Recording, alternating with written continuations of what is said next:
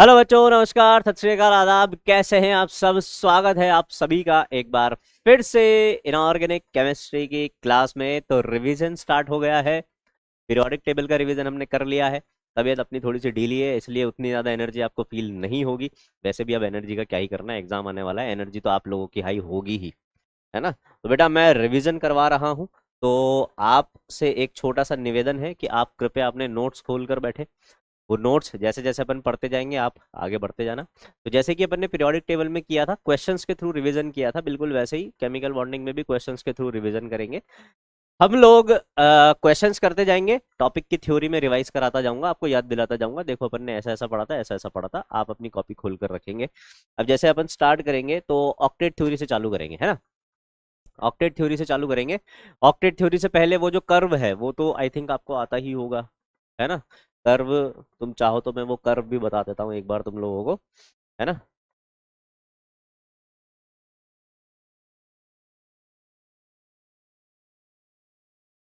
ये लो, ये कर्व भी समझा दे तुम्हें यार, तुम्हारे लिए जान हाजिर है यार। कर्व क्या चीज़ है, ये लो कर्व बता देंगे, ठीक है, नाराज मत होना।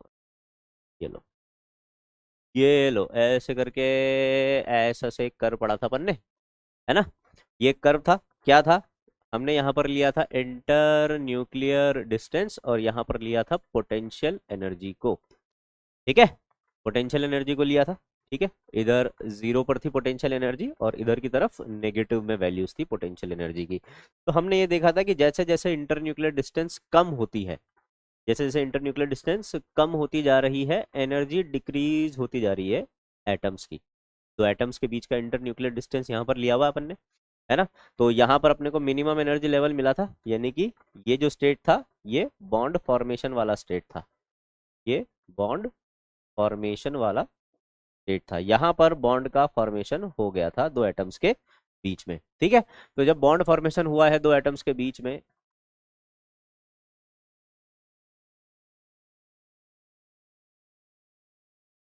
तो ये जो डेटा होता है अपने को, ये बॉन्ड लेंथ का डेटा मिलता है। और ये जो डेटा मिलता है अपने को, ये बॉन्ड एनर्जी का डेटा मिलता है। मतलब जब दो एटम्स के बीच में बॉन्ड फॉर्मेशन हो चुका है, तब जो सिस्टम की एनर्जी है पहले तो जीरो थी, है ना। जब एक दूसरे से इनफाइनाइट डिस्टेंस पे थे तब ऑलमोस्ट जीरो पोटेंशियल एनर्जी थी। और जब एक दूसरे के बीच में अट्रैक्शन हुआ तो पास आए, इंटर न्यूक्लियर डिस्टेंस कम हुआ, सिस्टम का एनर्जी कम हुआ।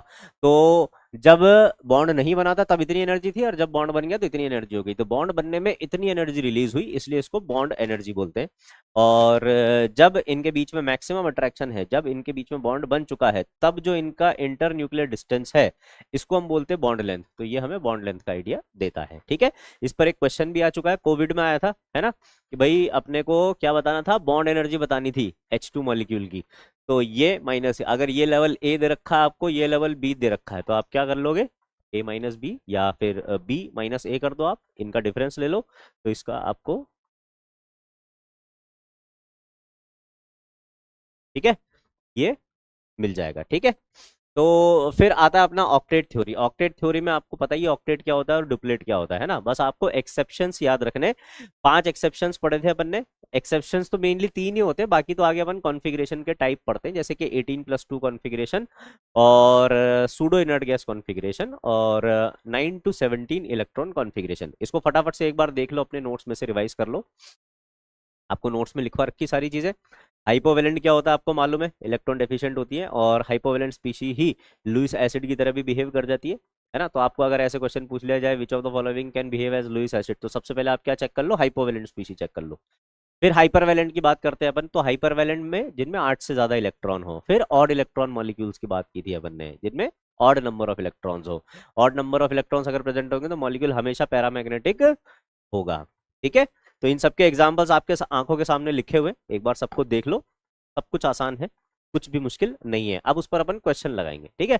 जैसे कि क्वेश्चन अपने को पूछा जा रहा है, which one of the following compound does the central atom obey the octet rule.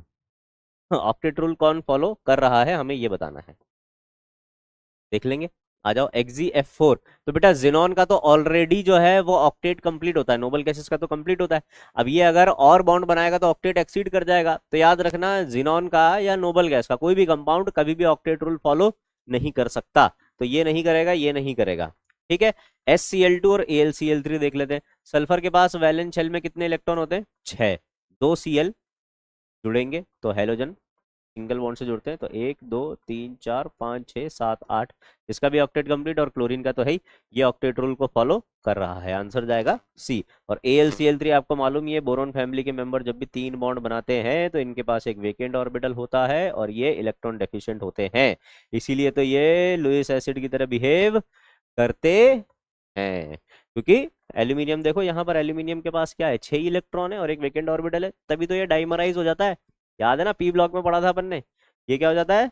Dimerise हो जाता है। और दूसरे AlCl3 से जुड़ के ये क्या बना लेता है?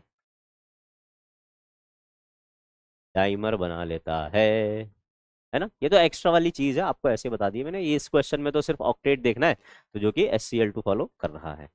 Next, the octet rule is observed in, इनमें से किस में ऑक्टेट रूल फॉलो हो रहा है? चलिए फटाफट से पता लगाएंगे। PCl5 में हो रहा है क्या? फास्फोरस के पास 5 इलेक्ट्रॉन होते हैं। फास्फोरस के पास 5 इलेक्ट्रॉन होते हैं, 5 Cl जुड़ जाएंगे, 5 Cl जुड़ जाएंगे, तो इसके पास 5 की जगह 10 हो जाएंगे। 1 2 3 4 5, तो इसके पास तो 10 इलेक्ट्रॉन हो जाएंगे। CO2 में ऑब्वियस सी बात है, तो बच्चों वाली चीज़ है, कार्बन के पास 4 होते हैं, 2 ऑक्सीजन जुड़ेंगे, तो 1 2 3 4 5 6 7 8, इसके पास 8 इलेक्ट्रॉन है। BCl3, अभी अभी आपने AlCl3 देखा, उसी का छोटा भाई है BCl3। ये 6 इलेक्ट्रॉन रखता है। और SF6 में सल्फर के पास 6 इलेक्ट्रॉन होते हैं बेटा, तो 6 फ्लोरीन जुड़ेंगे, तो 6 की जगह 12 इलेक्ट्रॉन्स हो जाएंगे सल्फर के पास। ठीक है, 12 इलेक्ट्रॉन्स हो जाएंगे। तो ऑक्टेट रूल कौन फॉलो कर रहा है? CO2। ऑब्वियसली बहुत आसान है। नेक्स्ट, है ना। मैं ये जो क्वेश्चन सामने लाता हूँ ना, फटाफट से तुम लोग पॉज कर दिया करो, क्वेश्चन को सॉल्व करके आंसर मार्क कर दिया करो, फिर सीधे ये देखा करो आंसर क्या आएगा। है ना। अब जैसे इसमें तो तुमको कंफर्म पता था, मैं नहीं भी पता था तो भी तुम पता लगा लेते, आंसर बी आएगा। तो फटाफट से इस पार्ट को आगे बढ़ा दो, स्किप कर दो इस पार्ट को, है ना, तो तुम्हारा काम जल्दी हो जाएगा। ठीक है, ये थोड़ा सा जल्दी करने के लिए। अब जैसे ये क्वेश्चन है, इसमें हो सकता है कईयों को दिक्कत आ जाए, है ना, तो पहले खुद से सॉल्व कर लो, आंसर लगा लो। फिर आपको लगता है कि सॉल्यूशन देखने की जरूरत है, तो वीडियो आगे देखो, नहीं तो आगे बढ़ा दो, स्किप कर दो, और 2x में देख लो, 1.5x में देख लो, है ना। इस तरीके से आप कर सकते हैं। इनमें से कौन इलेक्ट्रॉन डेफिशिएंट है, हमें ये बताना है। तो बेटा B2H6, इसके बारे में तो मैंने आपको बताया ही था कि ऐसा कोई भी मॉलिक्यूल जिसमें केला बॉन्ड प्रेजेंट हो, क्या प्रेजेंट हो? बनाना बॉन्ड प्रेजेंट हो, वो हमेशा क्या रहेगा? इलेक्ट्रॉन डेफिशिएंट रहेगा। इसमें 3 सेंटर 2 इलेक्ट्रॉन बॉन्ड प्रेजेंट है, तो ये कैसा होगा? ये कैसा होगा? इलेक्ट्रॉन डेफिशिएंट ही होगा। ठीक है।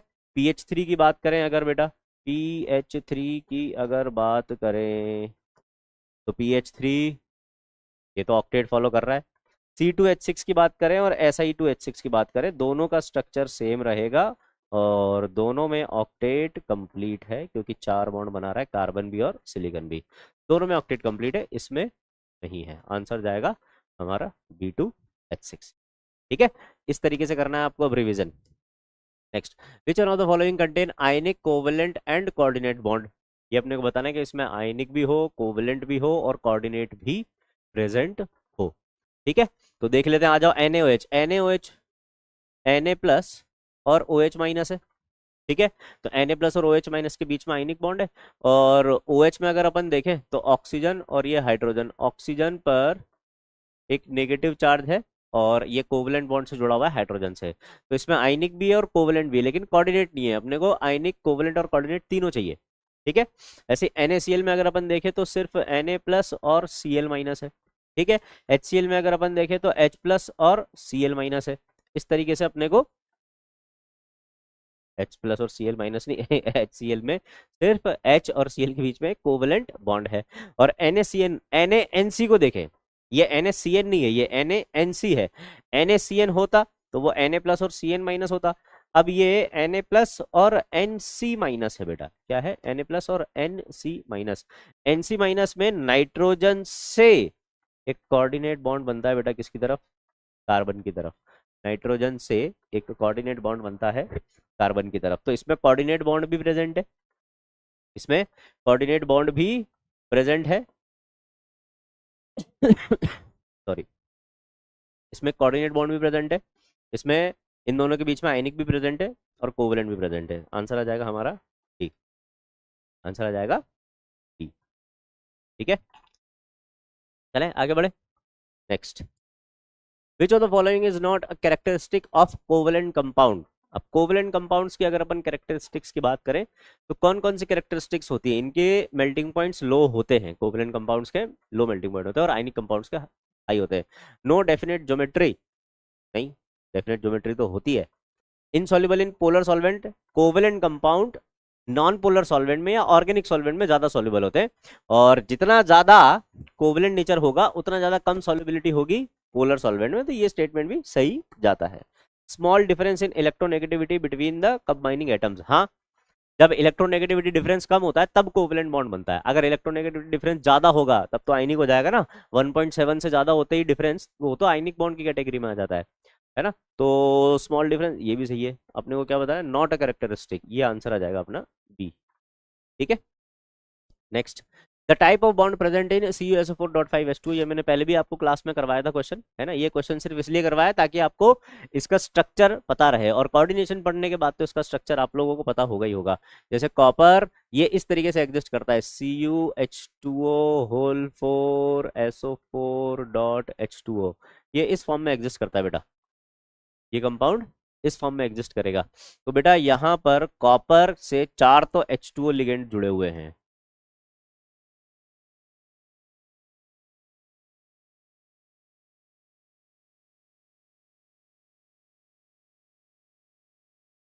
ठीक है, कॉपर +2 से 4 तो H2 जुड़े हुए हैं और ये लिगेंड है, तो यानी कि कौन सा बॉन्ड बना रहे हैं? Coordinate bond. तो कोऑर्डिनेट बॉन्ड तो इनमें प्रेजेंट है। अब कोऑर्डिनेट देखो एक ही ऑप्शन में दिख रहा है, अच्छा दो में दिख रहा है, तो मतलब ये, अच्छा इसमें भी दिख रहा है क्या? ओ सॉरी, चलो कोई बात नहीं, आगे देख लेते हैं। तो इसमें बेटा इस स्पीशी पर चार्ज है +2 और सल्फेट पर चार्ज है -2। +2 और -2 के बीच में, +2 और -2 के बीच में आयनिक बॉन्ड आ जाएगा। ठीक है, तो सल्फेट को मैं ऐसे खोल के बना देता हूँ, और फिर जो H2O है ये हाइड्रोजन बॉन्डिंग कर रहा है, तो यहाँ है हाइड्रोजन बॉन्ड, यहाँ है इनके बीच में आयनिक बॉन्ड, है ना। और ये रहे कोवेलेंट बॉन्ड, और ये रहे कोऑर्डिनेट बॉन्ड। ये चारों टाइप के बॉन्ड इसमें प्रेजेंट है। तो आयनिक, कोवेलेंट, हाइड्रोजन और कोऑर्डिनेट, तो इलेक्ट्रोवेलेंट, कोवेलेंट एंड कोऑर्डिनेट, ये आंसर अपना हो जाएगा। जबकि हाइड्रोजन बॉन्ड भी इसमें प्रेजेंट होते हैं। ठीक है, हाइड्रोजन बॉन्ड भी होता तो वो भी आंसर जाता। Next, the compound containing coordinate bond, इनमें से किसमें कोऑर्डिनेट बॉन्ड प्रेजेंट है? अब ये कोऑर्डिनेट बॉन्ड के क्वेश्चन आ गए, तो कोऑर्डिनेट बॉन्ड हेडिंग निकाल लो। कोऑर्डिनेट बॉन्ड और फॉर्मल चार्ज के क्वेश्चंस करेंगे अब अपन। तो कोऑर्डिनेट बॉन्ड वाली हेडिंग डाल लो। कोऑर्डिनेट बॉन्ड के टाइम पे बेटा अपन ने क्या पढ़ा था? याद करो, एक सिंपल सी लाइन पढ़ी थी अपन ने, उसको अलग अलग लैंग्वेज में ट्रांसलेट किया था, याद करो, अलग अलग लैंग्वेज में ट्रांसलेट किया था कोऑर्डिनेट बॉन्ड। आपको मैंने कैसे याद करवाया था कि जब भी लुईस एसिड लुईस बेस टकराएंगे कोऑर्डिनेट बॉन्ड बनाएंगे। याद आ गई क्या चीजें? जब भी लुईस एसिड लुईस बेस टकराएंगे तो कोऑर्डिनेट बॉन्ड बनाएंगे। वहां पर मैंने आपको कोऑर्डिनेट बॉन्ड के लगभग सारे पॉसिबल एग्जांपल्स करवा दिए थे। तो क्या CO2 में कोऑर्डिनेट बॉन्ड बनाया था अपन ने? नहीं, CO2 का स्ट्रक्चर तो ऐसा था। क्या ओजोन में कोऑर्डिनेट बॉन्ड बनाया था? बिल्कुल बनाया था। ओजोन में कोऑर्डिनेट बॉन्ड बना के फिर मैंने आपको ये भी बताया था कि सेंटर वाले ओजोन ऑक्सीजन एटम पर ओजोन में कितना चार्ज होता है, ये आपको बताना है।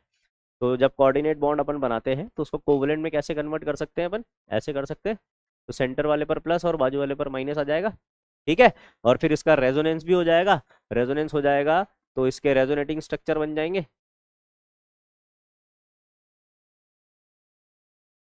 इस तरीके से ये तो बन गए रेजोनेटिंग स्ट्रक्चर्स, और इसका एक्चुअल स्ट्रक्चर इस प्रकार से आ जाएगा। सेंटर वाले पे प्लस, बाजू वालों पर -½ और -½ आपसे ऐसे पूछे कि सेंटर वाले ऑक्सीजन पर कितना चार्ज है, आप बोलेंगे +1। आपसे पूछा जाए कि ऑक्सीजन टर्मिनल ऑक्सीजन पर कितना चार्ज है, तो आप बोलेंगे -½ और -½ ओजोन में, और इसमें कोऑर्डिनेट बॉन्ड भी प्रेजेंट है। HCN में कोई कोऑर्डिनेट बॉन्ड प्रेजेंट नहीं है, HCN तो नॉर्मल ये स्ट्रक्चर है, ठीक है। लेकिन HNC लिखा होता आइसोसाइनिक एसिड, तो उसमें कोऑर्डिनेट बॉन्ड जरूर होता, ठीक है। नेक्स्ट,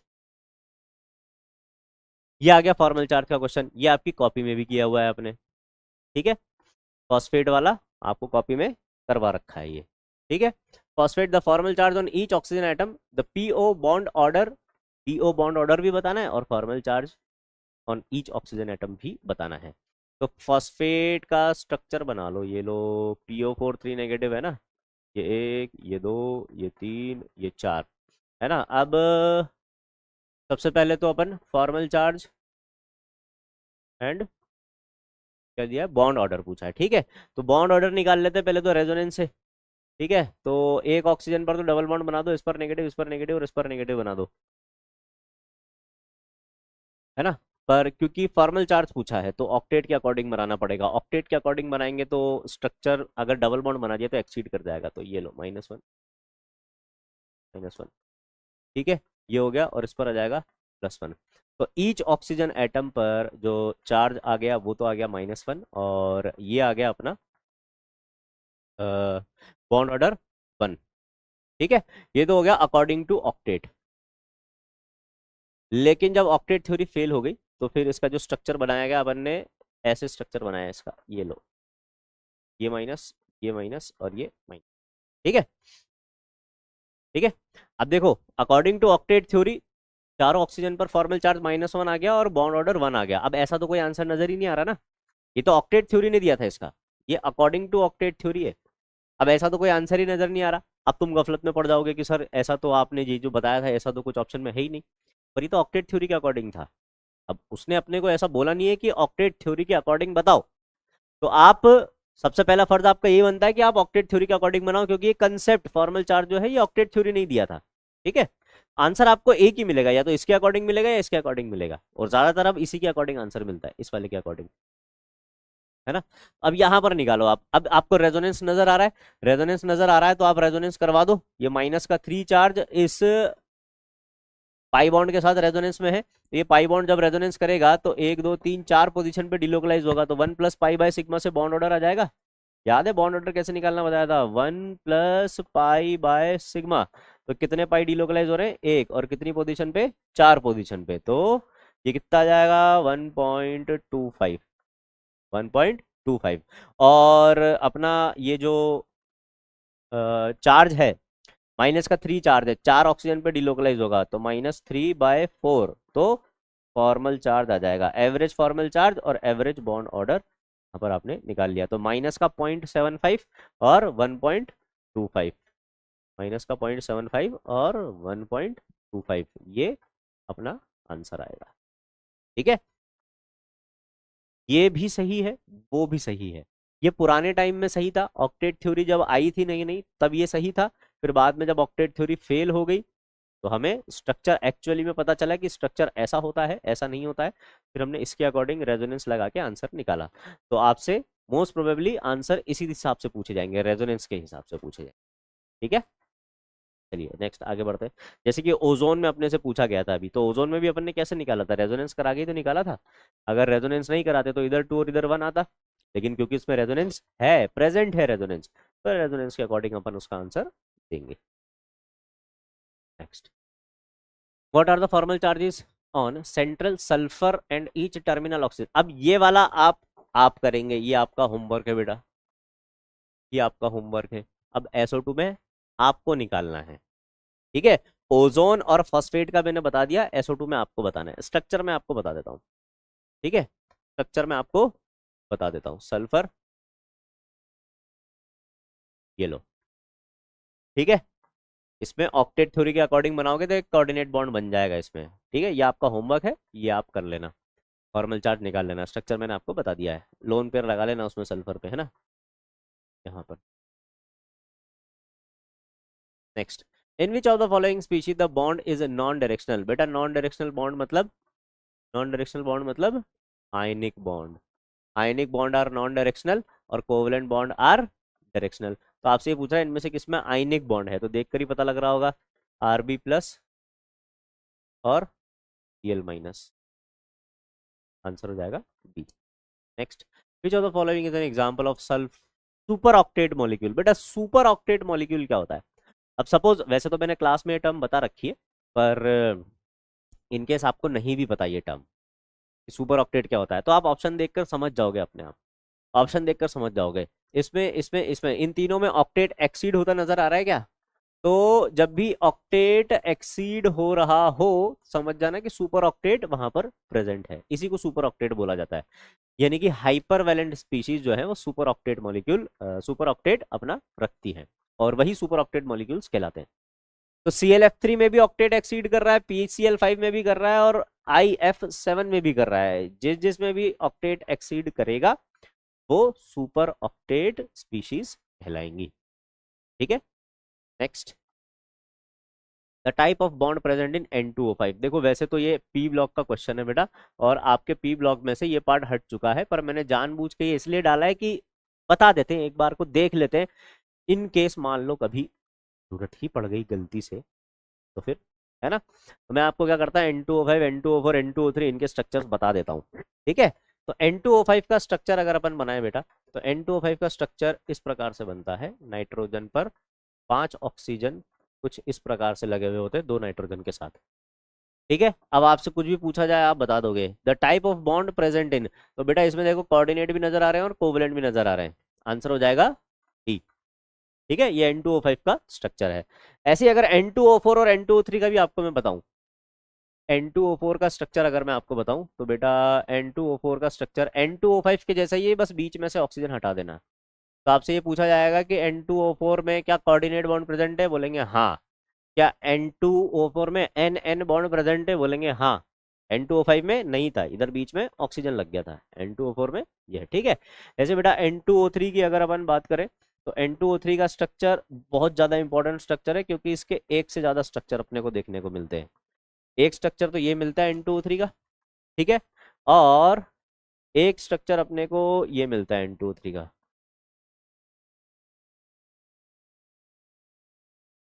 ये वाला।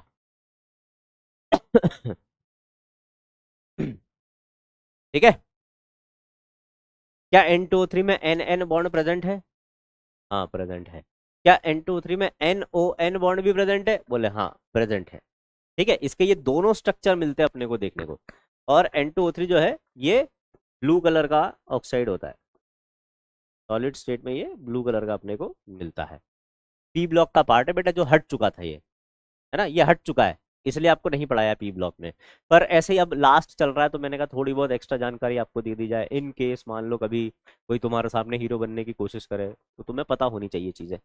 ठीक है, तो N2O4 हो गया, N2O3 हो गया। एनओ का स्ट्रक्चर भी ऐसे ही आपको, खैर एनओ का तो बता ही रखा है। एनओ में एक ऐसा बॉन्ड होता है जिसमें 3 इलेक्ट्रॉन प्रेजेंट होते हैं, इसमें 3 इलेक्ट्रॉन बॉन्ड प्रेजेंट होता है एनओ में।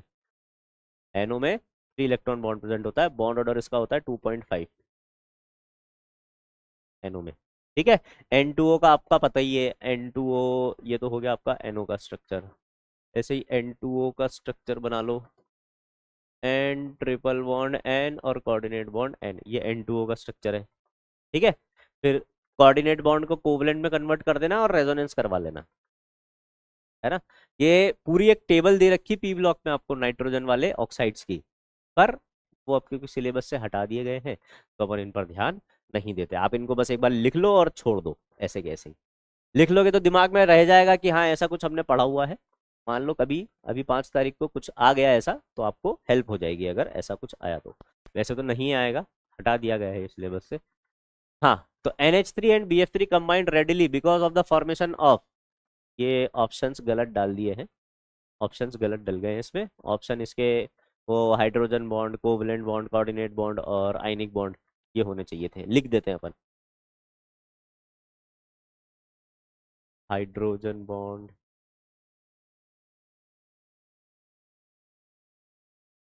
कोवेलेंट बॉन्ड, कोऑर्डिनेट बॉन्ड, ये भी किया हुआ है तुम लोगों ने कॉपी में, और आयनिक बॉन्ड, है ना। तुम्हारे पास बेटा अगर तुम्हारे नोट्स है ना, तो तुम्हें कुछ करने की जरूरत नहीं है एक्स्ट्रा में रिवीजन के लिए, बस तुम्हें अपने नोट्स रिवाइज करने हैं। तुमने इतने अच्छे नोट्स बनाए हैं कि तुम्हें, अब तो मैं तो ये कहता हूँ कि एनसीईआरटी भी पढ़ने की जरूरत नहीं है। अगर एक बार दो बार आपने रीडिंग लगा ली तो फिर एनसीईआरटी का आप लोड लेने की जरूरत नहीं है, आपने एनसीईआरटी भी पढ़ी हुई है। ठीक है, तो टेंशन नहीं लेने का। तो NH3 और BF3 बेटा, क्या अपन ने किस तरीके से करवाई थी इनकी रिएक्शन याद है? BF3 बोरोन जब भी 3 बॉन्ड बनाता है तो उसके पास एक वेकेंट ऑर्बिटल होता है और ये लुईस एसिड की तरह बिहेव कर जाता है।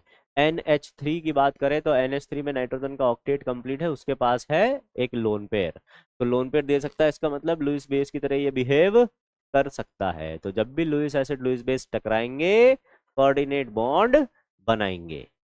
ठीक है, तो कोऑर्डिनेट बॉन्ड बन गया, तो उसकी वजह से यहाँ पर ये NH3 और BF3 आपस में जुड़ गए। आंसर क्या आ जाएगा अपना? सी। आंसर सी आ जाएगा। इसको एक काम करते हैं ना,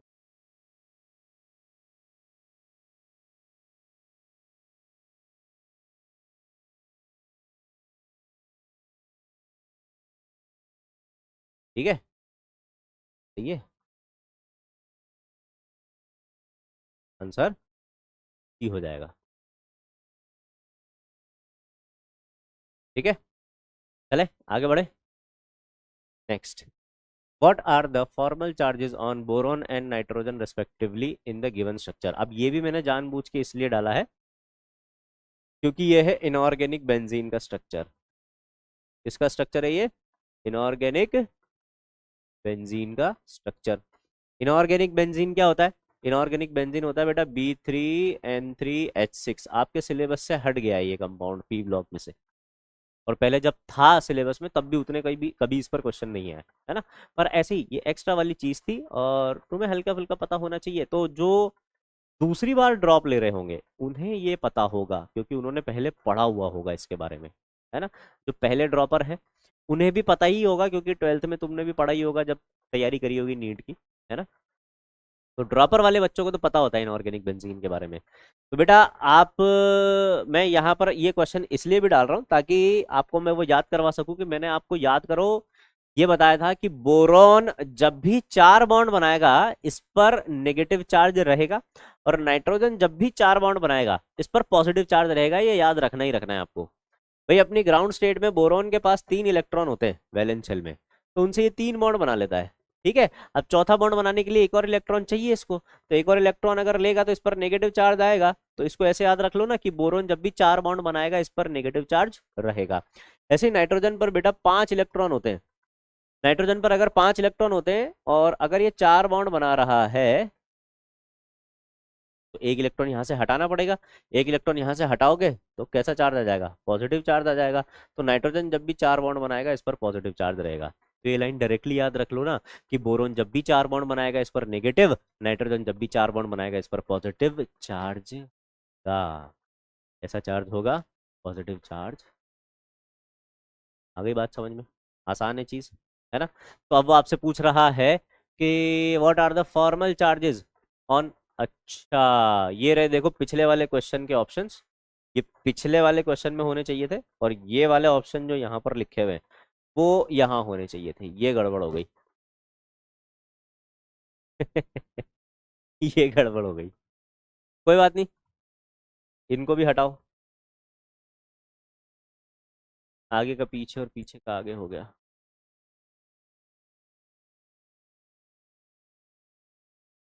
कोई नहीं, अपन ये लिख देंगे ऑप्शन। +1 +1 +1।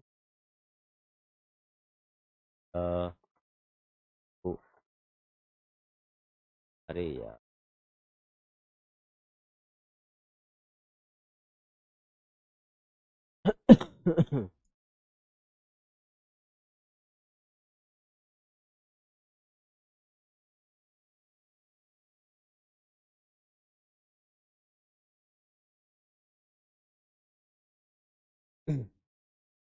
तो आपने से क्या पूछा है? बोरोन और कार्बन पे। बोरोन देखो यहाँ पर कितने बॉन्ड बनाता नजर आ रहा है? 1 2 3 4, 4 बॉन्ड बनाता नजर आ रहा है। 4 बॉन्ड बना रहा है तो इस पर कैसा चार्ज आ जाएगा? -1। बोरोन जब भी 4 बॉन्ड बनाएगा तो -1। ठीक है ना। +1, -1 और +1। ठीक है, तो -1 + 1 आंसर आ जाएगा हमारा डी। आंसर आ जाएगा डी। ठीक है, तो ये कंपाउंड आपके सिलेबस में नहीं है, पर आपको जैसे मान लो ऐसे कोई सा चित्र देके आपसे पूछ लिया जाए कि बताओ इनमें से कौन सा जो है +1 चार्ज रखता है एटम, या इस एटम पर कितना फॉर्मल चार्ज है, ऐसे पूछ लिया जाए, आप पता लगा लोगे आराम से, कोई दिक्कत वाली बात ही नहीं है। ये 2 पॉइंट हमेशा याद रखना, कौन से, जो अभी बताए हैं। ये बोरोन जब भी 4 बॉन्ड बनाएगा तो नेगेटिव, और नाइट्रोजन जब भी 4 बॉन्ड बनाएगा तो इस पर पॉजिटिव चार्ज रहेगा। वैसे तो मैंने क्लास में भी बता दिया था, है ना, नोट लगा के लिख लो इसको कॉपी में। नेक्स्ट क्वेश्चन, बीबीटी के क्वेश्चन आ रहे हैं बेटा।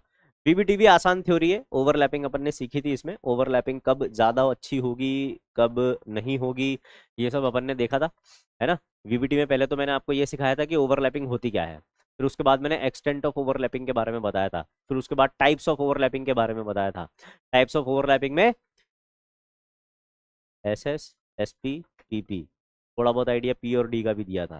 ठीक है, फिर उसके बाद अगर अपन बात करें तो अपन ने स्ट्रेंथ के बारे में देखा था, कब स्ट्रेंथ ज्यादा होगी, कब स्ट्रेंथ ज्यादा होगी, तो स्ट्रेंथ ऑफ ओवरलैपिंग ये बेटा 2 फैक्टर्स पर डिपेंड करती है। स्ट्रेंथ ऑफ ओवरलैपिंग, वीडियो को पॉज करके फटाफट से एक बार VBT पे नजरें घुमा लो, जो जो भी आपने लिखा था, है ना, फटाफट से वीडियो पॉज करो, 5 से 10 मिनट में पूरी VBT को अच्छे से देख डालो एक बार, कि हाँ एक एक लाइन देख लेना कि हाँ ये लिखवाया था, ये लिखवाया था, ये मुझे आता है, ये मुझे पता है, इस पर ये होता है, इस पर ये होता है, ऐसे करके। ठीक है, तो स्ट्रेंथ ऑफ ओवरलैपिंग या एक्सटेंट की अगर अपन बात करें तो भी सेम बात है, एक्सटेंट ऑफ ओवरलैपिंग भी अगर पूछा जाए तो भी सेम चीज है।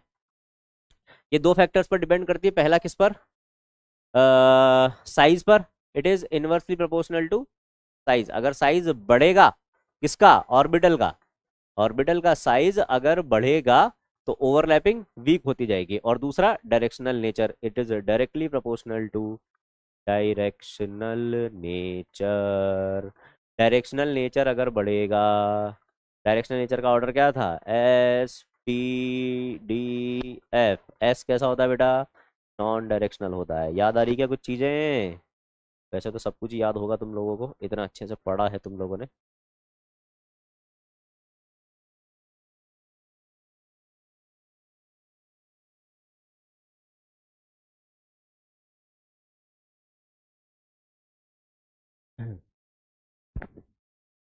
है ना, एस नॉन डायरेक्शनल होता है। ठीक है, तो इसको रिवाइज कर लो और अब आ जाओ क्वेश्चन पे, क्वेश्चन करते हैं ना। क्वेश्चन लगाएंगे, which of the following molecule are formed by PP overlapping. PP overlapping किसके बीच में होगी, तो Cl2, Cl का कॉन्फ़िगरेशन क्या होता है बेटा, 1s2, 2s2, 2p6, 3s2, 3p5। VBT क्या बोलती है कि half filled atomic orbitals overlap करेंगे तब जाके कोवेलेंट बॉन्ड बनेगा। तो क्या इसके पास हाफ फिल्ड एटॉमिक ऑर्बिटल है, Cl के पास हाफ फिल्ड एटॉमिक ऑर्बिटल है, कौन सा वाला, 3p वाला। तो एक Cl का 3p और दूसरे Cl का 3p, तो 3p ओवरलैपिंग से, 3p ओवरलैपिंग से Cl बॉन्ड बनेगा। तो अपने से PP ओवरलैपिंग पूछी है, तो हाँ इसी में PP ओवरलैपिंग आ जाएगी। अब HCl में हाइड्रोजन के पास तो 1s ऑर्बिटल है और क्लोरीन के पास 3p ऑर्बिटल है, तो इधर sp ओवरलैपिंग हो जाएगी। H2O में हाइड्रोजन का s, ऑक्सीजन का 2p, sp ओवरलैपिंग हो जाएगी। NH3 में नाइट्रोजन का s और नाइट्रोजन का p और हाइड्रोजन का s, ये sp ओवरलैपिंग हो जाएगी अकॉर्डिंग टू VBT। लेकिन हाइब्रिडाइजेशन की अगर अपन बात करें तो इन दोनों में हाइब्रिडाइजेशन होगा और sp3s ओवरलैपिंग हो जाएगी, इसमें sp3s ओवरलैपिंग हो जाएगी, है ना। ये तो VBT के अकॉर्डिंग बात करी है अपन ने, हाइब्रिडाइजेशन के अकॉर्डिंग बात करेंगे तो इनमें तो हाइब्रिडाइजेशन है दोनों में, इसमें नहीं है, इसमें नहीं है। ठीक है, लिखो फटाफट से, लिख लिया। चलिए नेक्स्ट क्वेश्चन करेंगे। करेक्ट ऑप्शन ये रहा, अपने इस कंसेप्ट पर बेस्ड एक क्वेश्चन ये रहा। तो क्या ओवरलैपिंग हो जाएगी, चलो फटाफट से आंसर लगाओ, मुझे कमेंट सेक्शन में आंसर चाहिए तुम लोगों के, समझ में आ रही है क्या बात, जल्दी से आंसर लगाओ, तब तक मैं गला गर्म कर लेता हूँ मेरा। हो गया बेटा,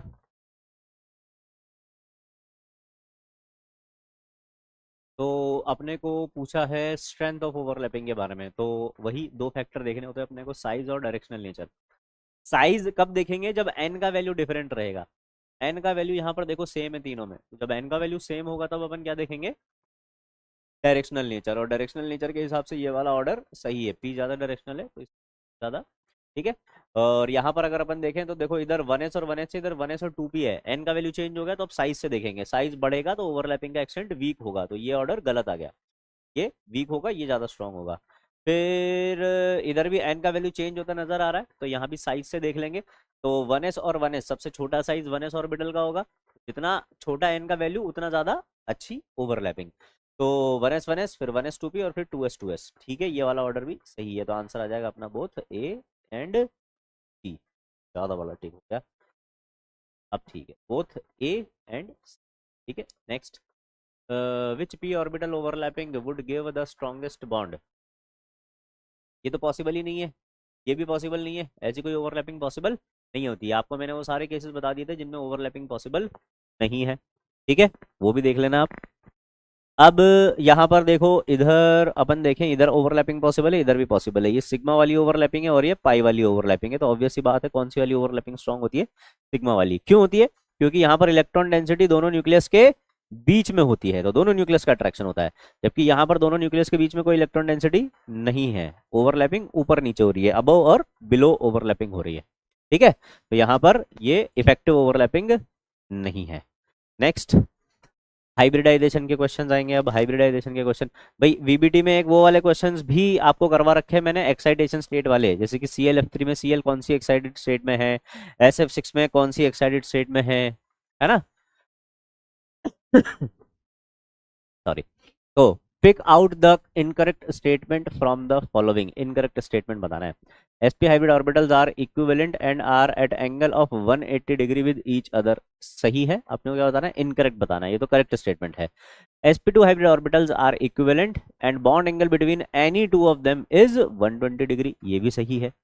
sp3d2 hybrid orbitals are equivalent and are oriented towards corners, corners लिखा हुआ ये है ना, corners of a regular octahedron, ये भी सही है।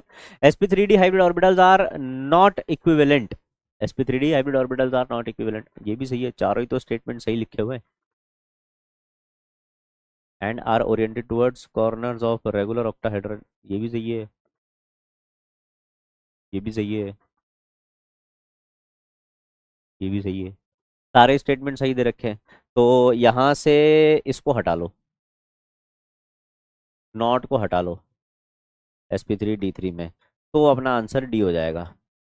ठीक है, sp3d3 हाइब्रिड ऑर्बिटल्स में, भाई sp3d और sp3d3, sp3d और sp3d3 इसमें सारे हाइब्रिड ऑर्बिटल एक जैसे नहीं होते। इसमें एक्सियल वाले बड़े होते हैं इक्वेटोरियल वालों से, लिख देता हूं मैं, एक्सियल वाले बड़े होते हैं इक्वेटोरियल वालों से, और इसमें एक्सियल वाले ऑर्बिटल्स छोटे होते हैं, इक्वेटोरियल वाले बड़े होते हैं। ठीक है, ये तो आपको बता ही रखा है मैंने, इसके बारे में तो ये आपके सिलेबस में नहीं है इसलिए नहीं बताया था, हल्का फुल्का आइडिया दे दिया था बस इसका, है ना? sp3d3 में जो अपने सिर्फ हाइब्रिडाइजेशन पूछा जा सकता है और ज्योमेट्री पूछी जा सकती है, उसके अलावा चीजें नहीं पूछी जाएंगी sp3d3 में। Next, in which of the following pair both the species have sp3 hybridization? sp3 hybridization इनमें से किसमें है? ये तो आप अब आसानी से पता लगा ही लेते हो कि किसमें क्या हाइब्रिडाइजेशन है ना? तो SiF4 और BeH2, इसमें तो sp हाइब्रिडाइजेशन आ जाएगा, इसमें sp3 आ जाएगा। NF3 sp3 H2O sp3, both पूछा है ना, बोथ का sp3, हाँ तो बी आंसर हो जाएगा। इसमें बेटा sp3 आ जाएगा, इसमें sp2 आ जाएगा।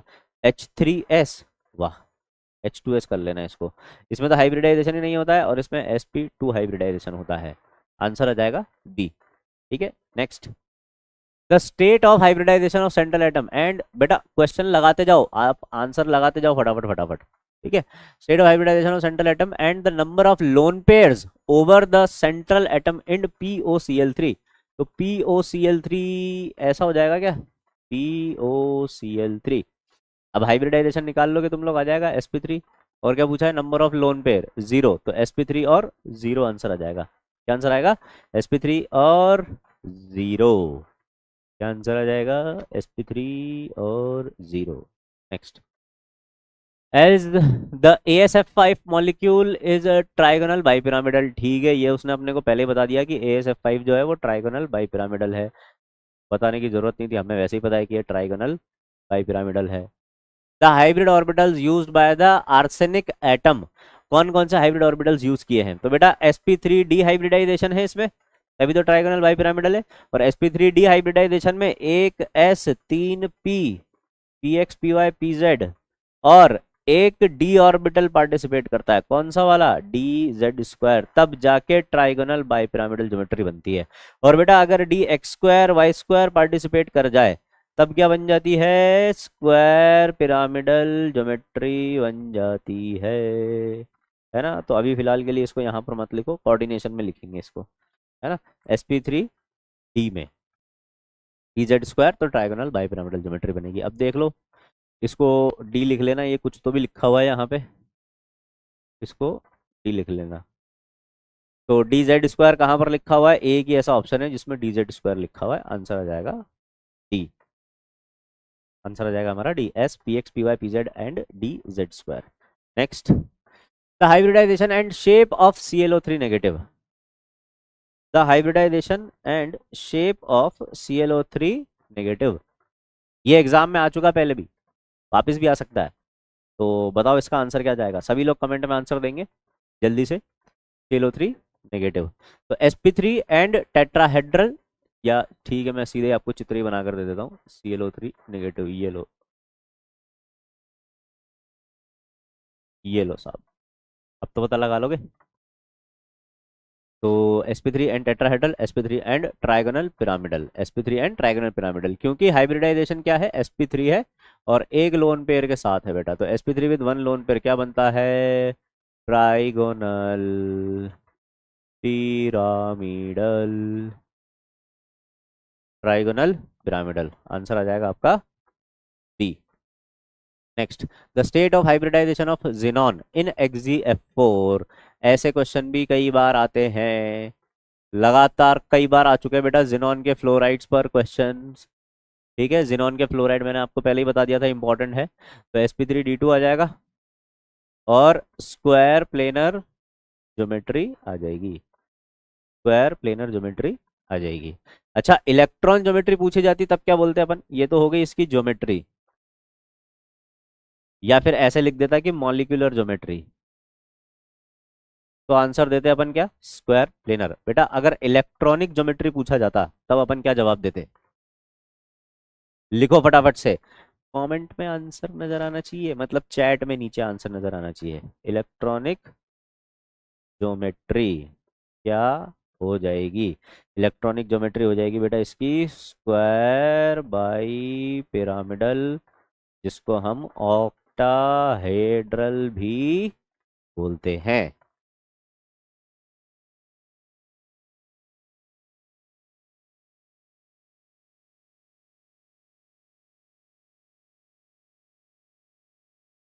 लिख लिया है ना, याद रखना ये दोनों चीजें। Next, in which of the following pair of molecules or ions the central atom has sp2 hybridization। इनमें से किसमें sp2 hybridization है, हमें ये बताना है। ठीक है, तो NO2, बेटा ऑड इलेक्ट्रॉन मॉलिक्यूल के हाइब्रिडाइजेशन सिखाए थे कि अगर देखो hybridisation of odd electron molecule topic निकालो, उसमें देखो हमने CH3 CF3 NO2 इनके हाइब्रिडाइजेशन निकाल रखे हैं। उसमें अपन ने क्या सीखा था कि अगर टर्मिनल एटम ज्यादा इलेक्ट्रोनेगेटिव है सेंट्रल एटम से, तब तो अनपेड इलेक्ट्रॉन को हाइब्रिडाइजेशन में काउंट करेंगे। जैसे कि NO2 की बात करें, टर्मिनल एटम कौन है? ऑक्सीजन है। ऑक्सीजन ज्यादा इलेक्ट्रोनेगेटिव है सेंट्रल एटम यानी कि नाइट्रोजन से, तो यहां पर इस अनपेड इलेक्ट्रॉन को हाइब्रिडाइजेशन में as a lone pair count करेंगे। तो 2 सिग्मा और एक लोन पेयर sp2 हाइब्रिडाइजेशन आ जाएगा। और NO2 का तो मैंने तुमको चीख चीख के बोला था कि NO2 का तो बहुत इंपॉर्टेंट स्ट्रक्चर है, याद रखना 134 डिग्री एंगल होता है और sp2 हाइब्रिडाइजेशन होता है। ठीक है, तो ऑड इलेक्ट्रॉन मॉलिक्यूल में क्या देखा था अपन ने? टर्मिनल एटम अगर ज्यादा इलेक्ट्रोनेगेटिव है तो सेंट्रल एटम का अनपेड इलेक्ट्रॉन भी हाइब्रिडाइजेशन में काउंट करेंगे, और अगर टर्मिनल एटम लेस इलेक्ट्रोनेगेटिव आ जाता है तब उसको काउंट नहीं करेंगे। ठीक है, तो अपने को क्या बताना है? सेंट्रल एटम का sp2 होना चाहिए, तो यहाँ पर इसका sp2 है और इसका sp3 है। इसका sp2, इसका भी sp2, इसका sp3, इसका sp3, sp2 और इसका sp3, आंसर आ जाएगा बी। sp2 और sp2, आंसर आ जाएगा बी। ठीक है, आगे बढ़े। Next, which of the following is the correct set with respect two molecule hybridization and shape. BeCl2 sp2 linear, गलत। sp और लीनियर होगा। BeCl2 sp2 ट्रायगोनल प्लेनर, वाह, गलत। BeCl3 sp2 ट्रायगोनल प्लेनर, सही है, आंसर सी आ जाएगा। BeCl3 sp3 टेट्राहेड्रल, गलत। आसान था ये तो बहुत, है ना, ये तो एकदम आसान क्वेश्चन था, ये तो फटाफट से हो ही जाएगा। The hybridisation of central iodine atom in IF5, iodine के पास होते हैं बेटा कितने, 7 इलेक्ट्रॉन, उसमें से वो 5 आयोडीन से जुड़ा हुआ है, तो इसका हाइब्रिडाइजेशन क्या हो जाएगा बेटा, sp3d2, 5 सिग्मा और एक लोन पेयर के साथ, है ना, और 5 सिग्मा एक लोन पेयर के साथ जब sp3d2 हाइब्रिडाइजेशन होगा तो इसकी ज्योमेट्री आ जाएगी बेटा स्क्वायर पिरामिडल। क्या ज्योमेट्री आ जाएगी, स्क्वायर पिरामिडल, है ना। तो अपने को ज्योमेट्री तो खैर बतानी नहीं है, अपने को तो क्या बताना है, सिर्फ हाइब्रिडाइजेशन बताना है। तो IF5 में तो आ गया sp3d2। I3 माइनस का आपको मैंने बता ही रखा है, बहुत इंपॉर्टेंट है, याद रखना है, कई बार एग्जाम में आया है, JEE Main, JEE Advance, NEET, सब में। और I3 माइनस के साथ ICl2 नेगेटिव भी ऐसा ही स्ट्रक्चर रखता है, Br2 नेगेटिव भी ऐसा ही स्ट्रक्चर रखता है, और अजाइड आयन भी ऐसा ही स्ट्रक्चर रखता है, लीनियर। ठीक है, तो I3 माइनस का ये हो गया, और I3 प्लस का अपन बना लेंगे, इसका sp3d हाइब्रिडाइजेशन आ जाएगा, और I3 प्लस का स्ट्रक्चर भी बना लेंगे।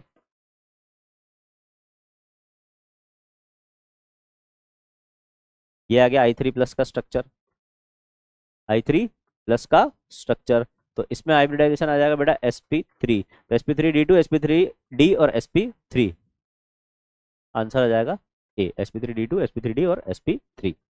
ठीक है, ये अपना। Next, the species in which the n atom is in a state of sp hybridization, nitrogen का हाइब्रिडाइजेशन sp किस में होगा, फर्स्ट ही आंसर आ जाएगा अपना ए।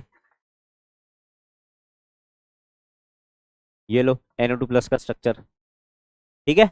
NO2 माइनस का स्ट्रक्चर कैसे बनेगा, NO2 का स्ट्रक्चर, ये लो NO2 माइनस का स्ट्रक्चर बना दिया, sp2 हाइब्रिडाइजेशन आ जाएगा।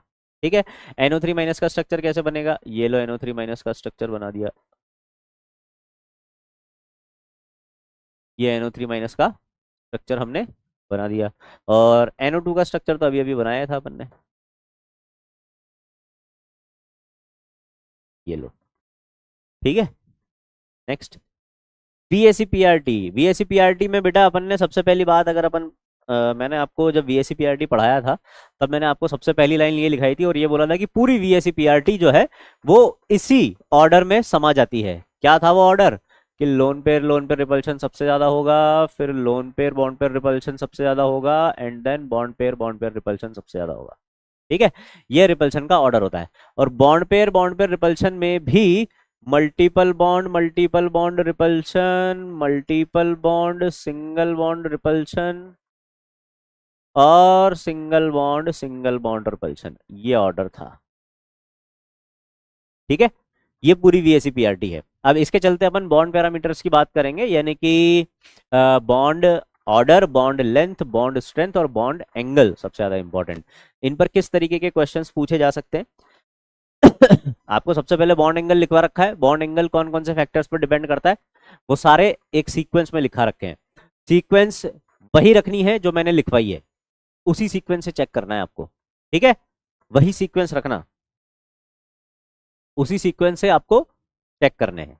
ठीक है, तो एक बार फटाफट से उसकी रीडिंग लगा लो, वीडियो को पॉज करो, 5 मिनट लगेंगे, फटाफट से सारे फैक्टर्स चेक कर लो कि इस फैक्टर में ये करना होता है, इसमें ये करना होता है, कब स्टेरिक रिपल्शन होगा, कब नहीं होगा, ये सब लिखवा रखा है आपको कॉपी में, फटाफट से उसको चेक कर लो और आ जाओ। चलो क्वेश्चंस करते हैं। Compare the bond angle among the following, चलो फटाफट से ये क्वेश्चन करके बता दो, ये करवा रखा है मैंने तुमको, लगाओ फटाफट से आंसर इसका, क्या आंसर आ जाएगा। आंसर चेक करूंगा बेटा मैं तुम्हारे, ठीक है, मुझे नजर आ जाने चाहिए।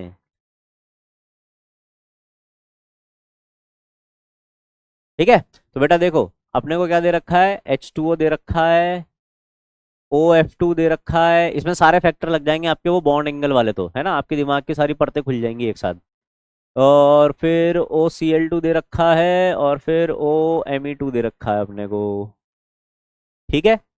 तो सपोज आपको ये नहीं पता लग रहा है कि Cl और Me यानी कि मिथाइल ग्रुप में से किसको मैं बड़ा मानूं, है ना, उसकी जरूरत नहीं है, वैसे ही आंसर आ जाएगा। सबसे पहले तो आप ये देख लो कि सबसे कम एंगल कहां पर होगा। तो बेटा इसमें और इसमें तो स्टेरिक रिपल्शन वाला केस लग रहा है, क्योंकि किसी भी सेकंड पीरियड एलिमेंट पर कोई थर्ड पीरियड या उससे नीचे का एलिमेंट आ जाए और हाइब्रिडाइजेशन sp3 हो, तो उसमें स्टेरिक रिपल्शन काउंट करना ही करना है। तो यहाँ पर स्टेरिक रिपल्शन होगा इनके बीच में, यहाँ पर स्टेरिक रिपल्शन होगा इनके बीच में, तो इसकी वजह से बॉन्ड एंगल बढ़ेगा। अब यहाँ पर स्टेरिक रिपल्शन नहीं है, तो जिस टर्मिनल एटम की इलेक्ट्रोनेगेटिविटी ज्यादा होगी उसका बॉन्ड एंगल कम हो जाएगा। तो OF2 और OH2 में से इसका बॉन्ड एंगल कम हो जाएगा, है ना। यहाँ पर टर्मिनल एटम की इलेक्ट्रोनेगेटिविटी वाला फैक्टर लग गया। तो OF2 में सबसे कम बॉन्ड एंगल रहेगा, तो OF2 ये लो, अपने को तो एक ही झटके में आंसर पता लग गया, आपने कुछ करना ही नहीं पड़ा। OF2, OH2O, OCl2 and then OMe2, ये अपना आंसर आ जाएगा। ठीक है। यहां पर अपन ने इलेक्ट्रोनेगेटिविटी से चेक किया है, और यहां पर अपन ने साइज वाले फैक्टर से यानी कि स्टेरिक रिपल्शन से, साइज ऑफ टर्मिनल एटम से चेक किया है, साइज ऑफ टर्मिनल एटम से हमने यहां पर चेक किया है। Next, which of the following compound has the strongest SO bond length. Strongest SO bond length बतानी बेटा, स्ट्रॉन्गेस्ट SO बॉन्ड लेंथ। तो देखो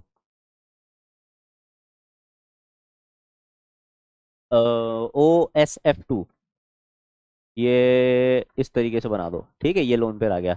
ऐसे ही इधर दो Cl लगा दो और एक लोन पेयर लगा दो, ऐसे ही इधर दो Br लगा दो।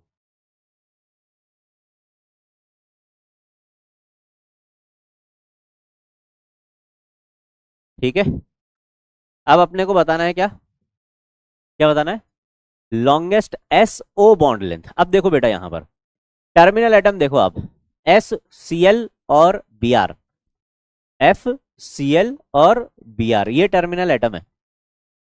तो अगर टर्मिनल एटम की इलेक्ट्रोनेगेटिविटी ज्यादा होगी, जैसे कि फ्लोरीन की इलेक्ट्रोनेगेटिविटी ज्यादा है, तो ये सल्फर से क्या करेगा, इलेक्ट्रॉन खींचेगा अपनी तरफ।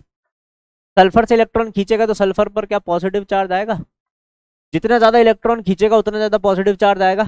सल्फर पर जितना ज्यादा पॉजिटिव चार्ज आएगा उतना इसका साइज छोटा होता जाएगा, जितना इसका साइज छोटा होता जाएगा उतना ये बॉन्ड लेंथ भी कम होता जाएगा। ठीक है। क्लोरीन उतना ज्यादा इलेक्ट्रोनेगेटिव नहीं है कि सल्फर पर उतना ज्यादा पॉजिटिव चार्ज क्रिएट कर सके जितना इसने किया है, तो यहां पर सल्फर पर ज्यादा पॉजिटिव चार्ज आएगा इन कंपैरिजन टू यहां पर। तो ये वाला सल्फर कंपैरेटिवली छोटा होगा साइज में उस वाले सल्फर से, तो इधर बॉन्ड लेंथ सबसे कम रहेगा, फिर इधर और फिर इधर। तो सबसे कम बॉन्ड लेंथ SOF2 में रहेगा। अपने को क्या बतानी है, लॉन्गेस्ट बतानी है, तो SOBr2 आ जाएगा। या फिर आप चाहो तो इसको बेंट रूल से भी कर सकते हो, पर बेंट रूल आपके सिलेबस में नहीं है, इसलिए हम इसको बेंट्स रूल से नहीं कर रहे, इसलिए आपको मैं आसान तरीके से बता रहा हूँ।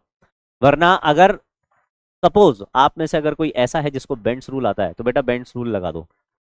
फ्लोरीन है यहाँ पर, फ्लोरीन यहाँ पर है, तो क्या होगा, इन हाइब्रिड ऑर्बिटल्स में परसेंटेज P कैरेक्टर बढ़ेगा। ये सिर्फ उनको बता रहा हूँ मैं जिनको बेंट्स रूल आता है, जिनको बेंट्स रूल के बारे में आइडिया नहीं है वो छोड़ दो, तुम लोग आगे बढ़ जाओ, है ना। लेकिन इन केस कुछ ऐसे बच्चे अगर हैं जिनको बेंट्स रूल पता है, तो बेटा यहाँ पर फ्लोरीन लगे हुए हैं, तो फ्लोरीन क्या करेगा, इन हाइब्रिड ऑर्बिटल में परसेंटेज P कैरेक्टर बढ़ा देगा। परसेंटेज P कैरेक्टर बढ़ाएगा तो परसेंटेज S कैरेक्टर कम हो जाएगा। यहां पर परसेंटेज S कम होगा तो इस वाले हाइब्रिड ऑर्बिटल में परसेंटेज S कैरेक्टर बढ़ जाएगा। परसेंटेज S कैरेक्टर बढ़ेगा तो बॉन्ड लेंथ कम हो जाएगा। तो सबसे ज्यादा फ्लोरीन ही परसेंटेज S कैरेक्टर बढ़ाएगा यहां पर। तो bond length is directly proportional to, नहीं होता है, इनवर्सली प्रोपोर्शनल होता है परसेंटेज S कैरेक्टर के, और बॉन्ड एंगल डायरेक्टली प्रोपोर्शनल होता है परसेंटेज S कैरेक्टर के, ऐसा आपको बताया जा चुका है। ठीक है। ये सिर्फ उनके लिए था जिनको बेंट्स रूल पता है, जिनको बेंट्स रूल नहीं आता वो छोड़ दो इसको। तुम लोग बस ऐसे देखो कि फ्लोरीन ज्यादा पॉजिटिव चार्ज क्रिएट करेगा, ज्यादा पॉजिटिव चार्ज क्रिएट करेगा तो सल्फर छोटा हो जाएगा, बॉन्ड लेंथ छोटी हो जाएगी।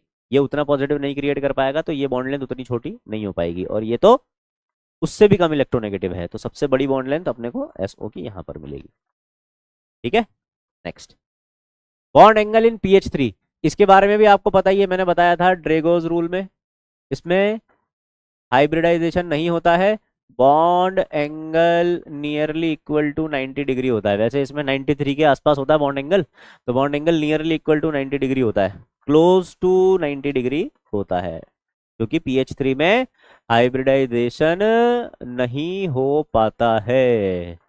No hybridization is present in PH3.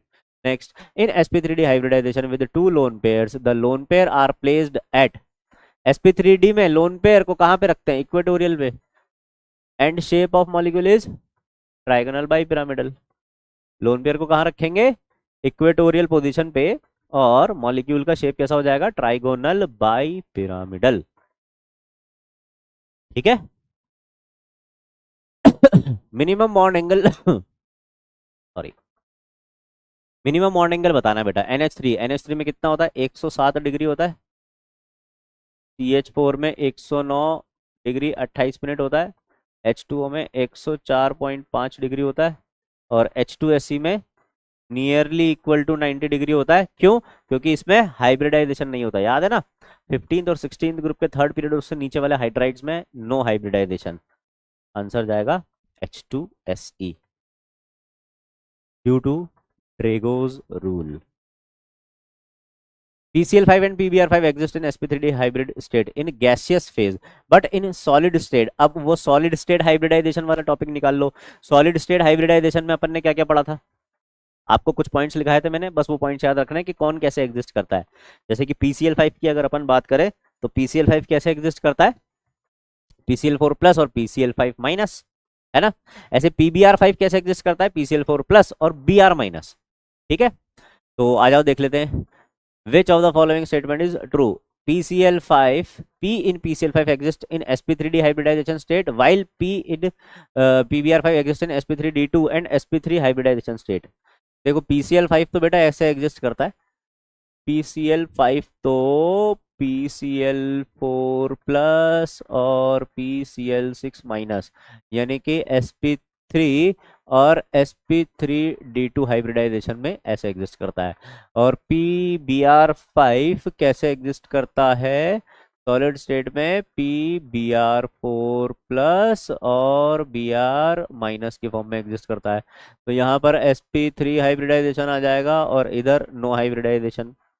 तो P in PCl5 and PBr5 exist in sp3d2 and sp3 नहीं, P in PCl5 exist as sp3d2 and sp3 hybridization state, while P in PBr5 exist in sp3 hybridization state। Answer आ जाएगा C। क्या answer आ जाएगा अपना, C। आसान है, chemical bonding का आसान है यार, तुम लोग रिवीजन नहीं भी करवाता तो भी कर लेते तुम लोग अपने हिसाब से, है ना। तो ठीक है, नहीं करवाता हूँ फिर, ठीक है कर लो अपना, बाय बाय टाटा, मिलते हैं कल। नेक्स्ट क्वेश्चन करो, नेक्स्ट क्वेश्चन करो नालायकों। Of the following species the one having a square planar structure, इनमें से कौन स्क्वायर प्लेनर है, ऐसे क्वेश्चन भी आते हैं कई बार। कौन सा प्लेनर है, कौन सा नॉन प्लेनर है, इनमें से कौन बेंट टी शेप का है, ये सब पता होना चाहिए आपको, है ना।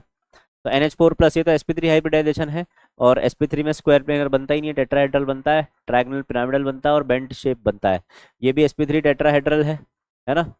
दोनों के दोनों टेट्राहेड्रल है।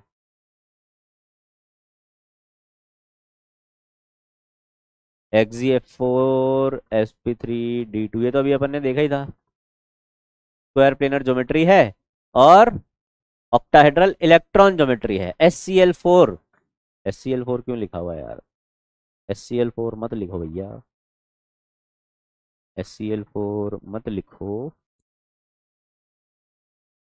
SeCl4 लिख लो, SeCl4। ठीक है, तो SeCl4 कैसा हो जाएगा बेटा, sp3d और ट्राइगोनल बाई पिरामिडल। नहीं होगा, क्या होगा, P100, या फिर फोल्डेड स्क्वायर, क्या हो जाएगा, फोल्डेड स्क्वायर शेप हो जाएगा, या फिर इसको डिस्टॉर्टेड टेट्राहेड्रल भी बोलते हैं, डिस्टॉर्टेड टेट्राहेड्रल भी बोलते हैं। In which of the following is the angle between the two covalent bond is greatest. तो बेटा देखो, इसमें sp हाइब्रिडाइजेशन है, बॉन्ड एंगल 180 डिग्री आ जाएगा। इसमें sp3 है, बॉन्ड एंगल 109 डिग्री 28 मिनट आ जाएगा। इसमें sp3 है और एक लोन पेयर है तो 107 डिग्री आ जाएगा। इसमें sp3 है और दो लोन पेयर हैं तो 104.5 डिग्री आ जाएगा। आसान सा क्वेश्चन था ये तो, ऐसे क्वेश्चन तो अपन ने बहुत कर रखे हैं, आसान है। चलिए आगे बढ़ते हैं। Next, which of the following compounds have bond angle as nearly 90 degree. तो sp3 है 109 डिग्री होंगे, sp है 180 होंगे, sp3 है 104.5 डिग्री होता है, sp3d2 ऑक्टाहेड्रल है ना, ऑक्टाहेड्रल। तो सारे बॉन्ड एंगल इसके एडजेसेंट वाले सारे एंगल कितने हैं,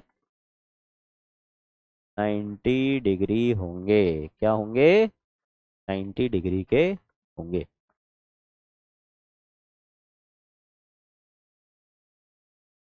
ठीक है।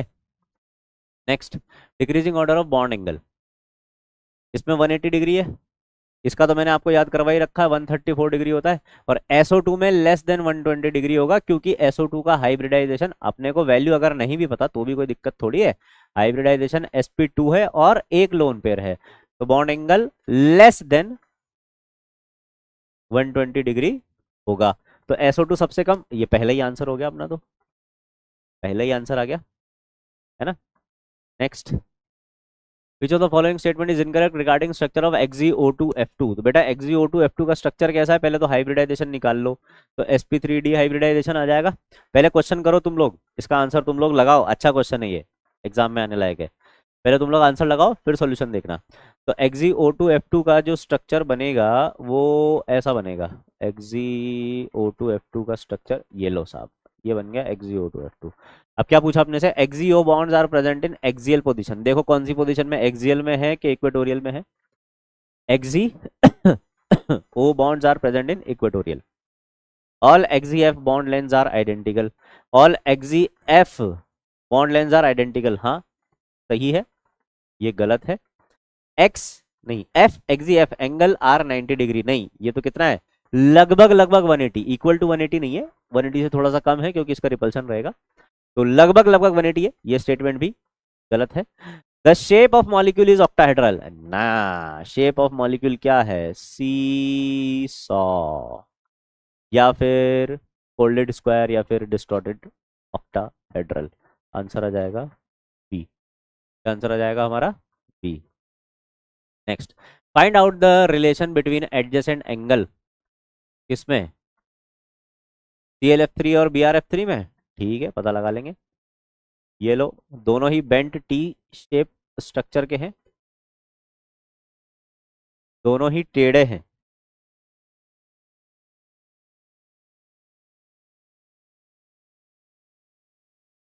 दोनों ही टेढ़े हैं, बेंट टी हैं दोनों, और दोनों ही प्लेनर हैं, लेकिन बॉन्ड एंगल दोनों में अलग अलग होंगे। इसको आप x बोल लो और इसको आप y बोल लो, नहीं इसको हम y बोलेंगे और इसको हम x बोलेंगे। आपको याद ही है, अपन कभी भी x को बड़ा होने देते ही नहीं है ना।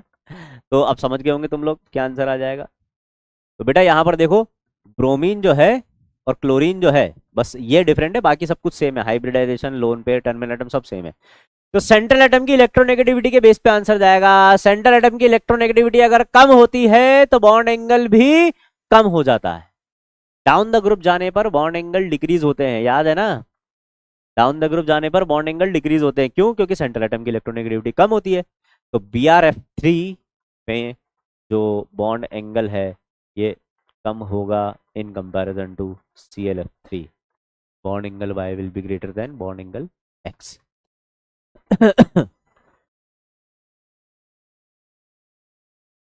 आंसर आ जाएगा हमारा A. Next, which of the following molecule has maximum dipole moment. बेटा आप डाइपोल मोमेंट के क्वेश्चंस आ गए हैं, डाइपोल मोमेंट के क्वेश्चन आ गए हैं, यहां पर अपन हेडिंग डाल देते हैं डाइपोल मोमेंट। क्या हेडिंग डाल रहे हैं अपन?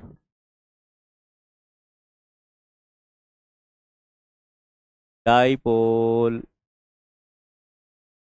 मोमेंट। ठीक है।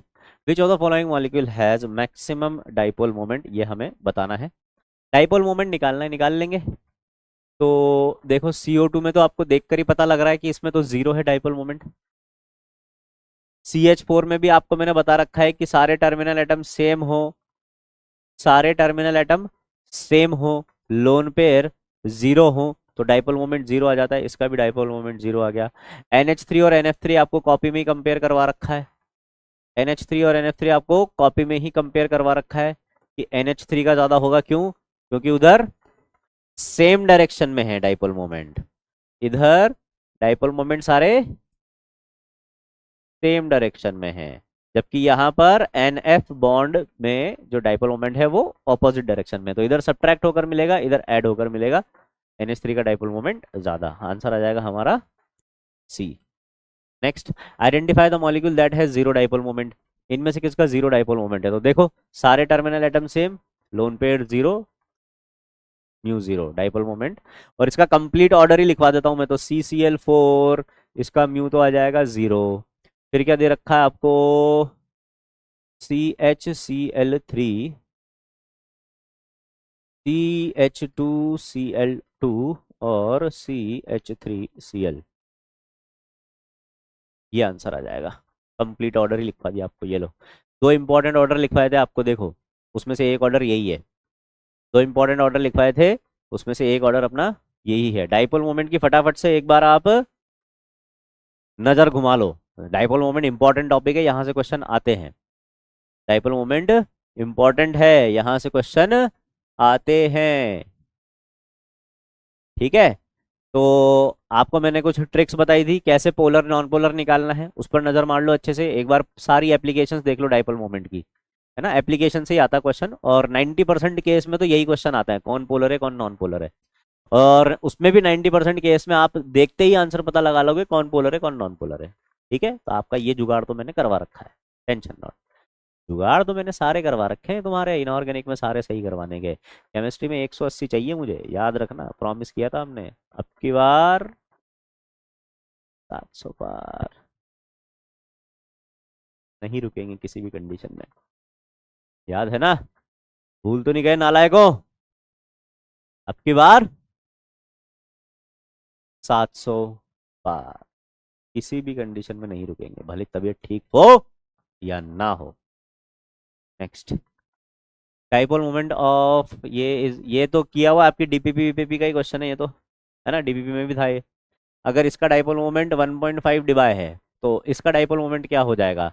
तो देखो कैसे निकालना है बेटा, इसके लिए इधर बना दो, इसके लिए इधर बना दो, इसके लिए इधर बना दो, इसके लिए इधर बना दो। अब ये दोनों तो 180 पर हैं, तो ये तो कैंसिल आउट हो जाएंगे, ये तो कैंसिल आउट हो जाएंगे। इसका और इसका, इसका और इसका रिजल्टेंट निकालोगे तो 120 डिग्री पर रिजल्टेंट निकालोगे तो इक्वल वेक्टर का, तो इन दोनों के बिल्कुल बीचों बीच आएगा, और उसका मैग्नीट्यूड बिल्कुल इनके बराबर ही आता है। तो आपको फाइनली एक वेक्टर मिल रहा है इस डायरेक्शन में।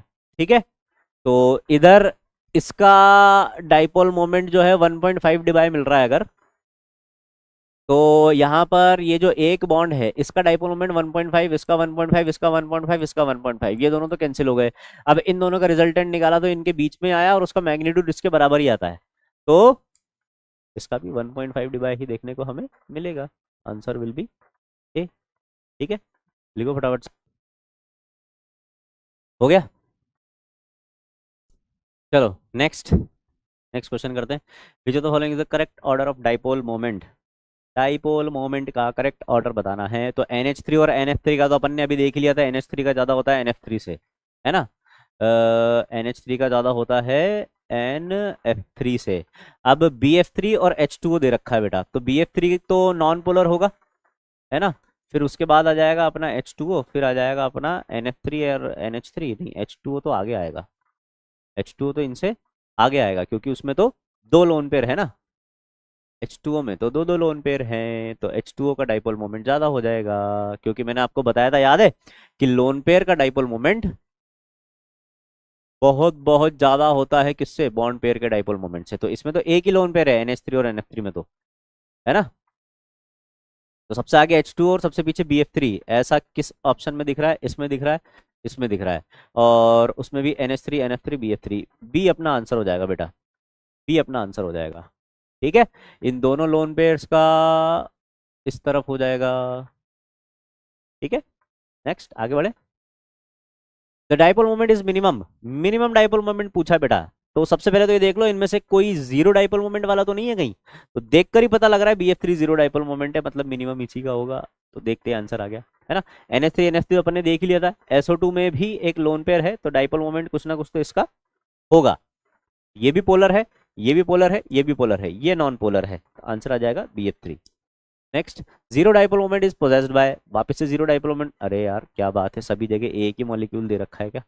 BF3, इन सभी में लोन पेयर्स हैं, तो ये सभी तो पोलर हैं, BF3 नॉन पोलर है। मतलब इस तरीके के आप क्वेश्चंस कर सकते हो देखकर ही, देख रहे हो ना, मतलब क्वेश्चन आप बस देख रहे हो और आंसर लगा रहे हो, यही चाहिए अपने को बस नीट में। क्वेश्चन देखो आंसर लगाओ, क्वेश्चन देखो आंसर लगाओ, क्वेश्चन देखो आंसर लगाओ, ऐसे ही जाएगा नीट एकदम खड़ा, अब की बार 700 बार।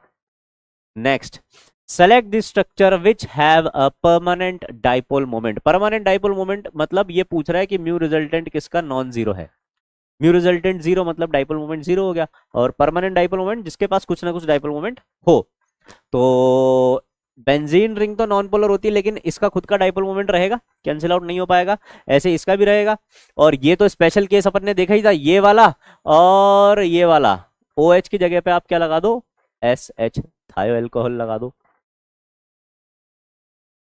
ये दोनों कैसे होते हैं, पोलर होते हैं, कैंसिल आउट नहीं हो पाते, लोन पेयर अलग प्लेन में होते हैं इनके, इसकी वजह से ये दोनों कैसे होते हैं बेटा, पोलर मिलते हैं।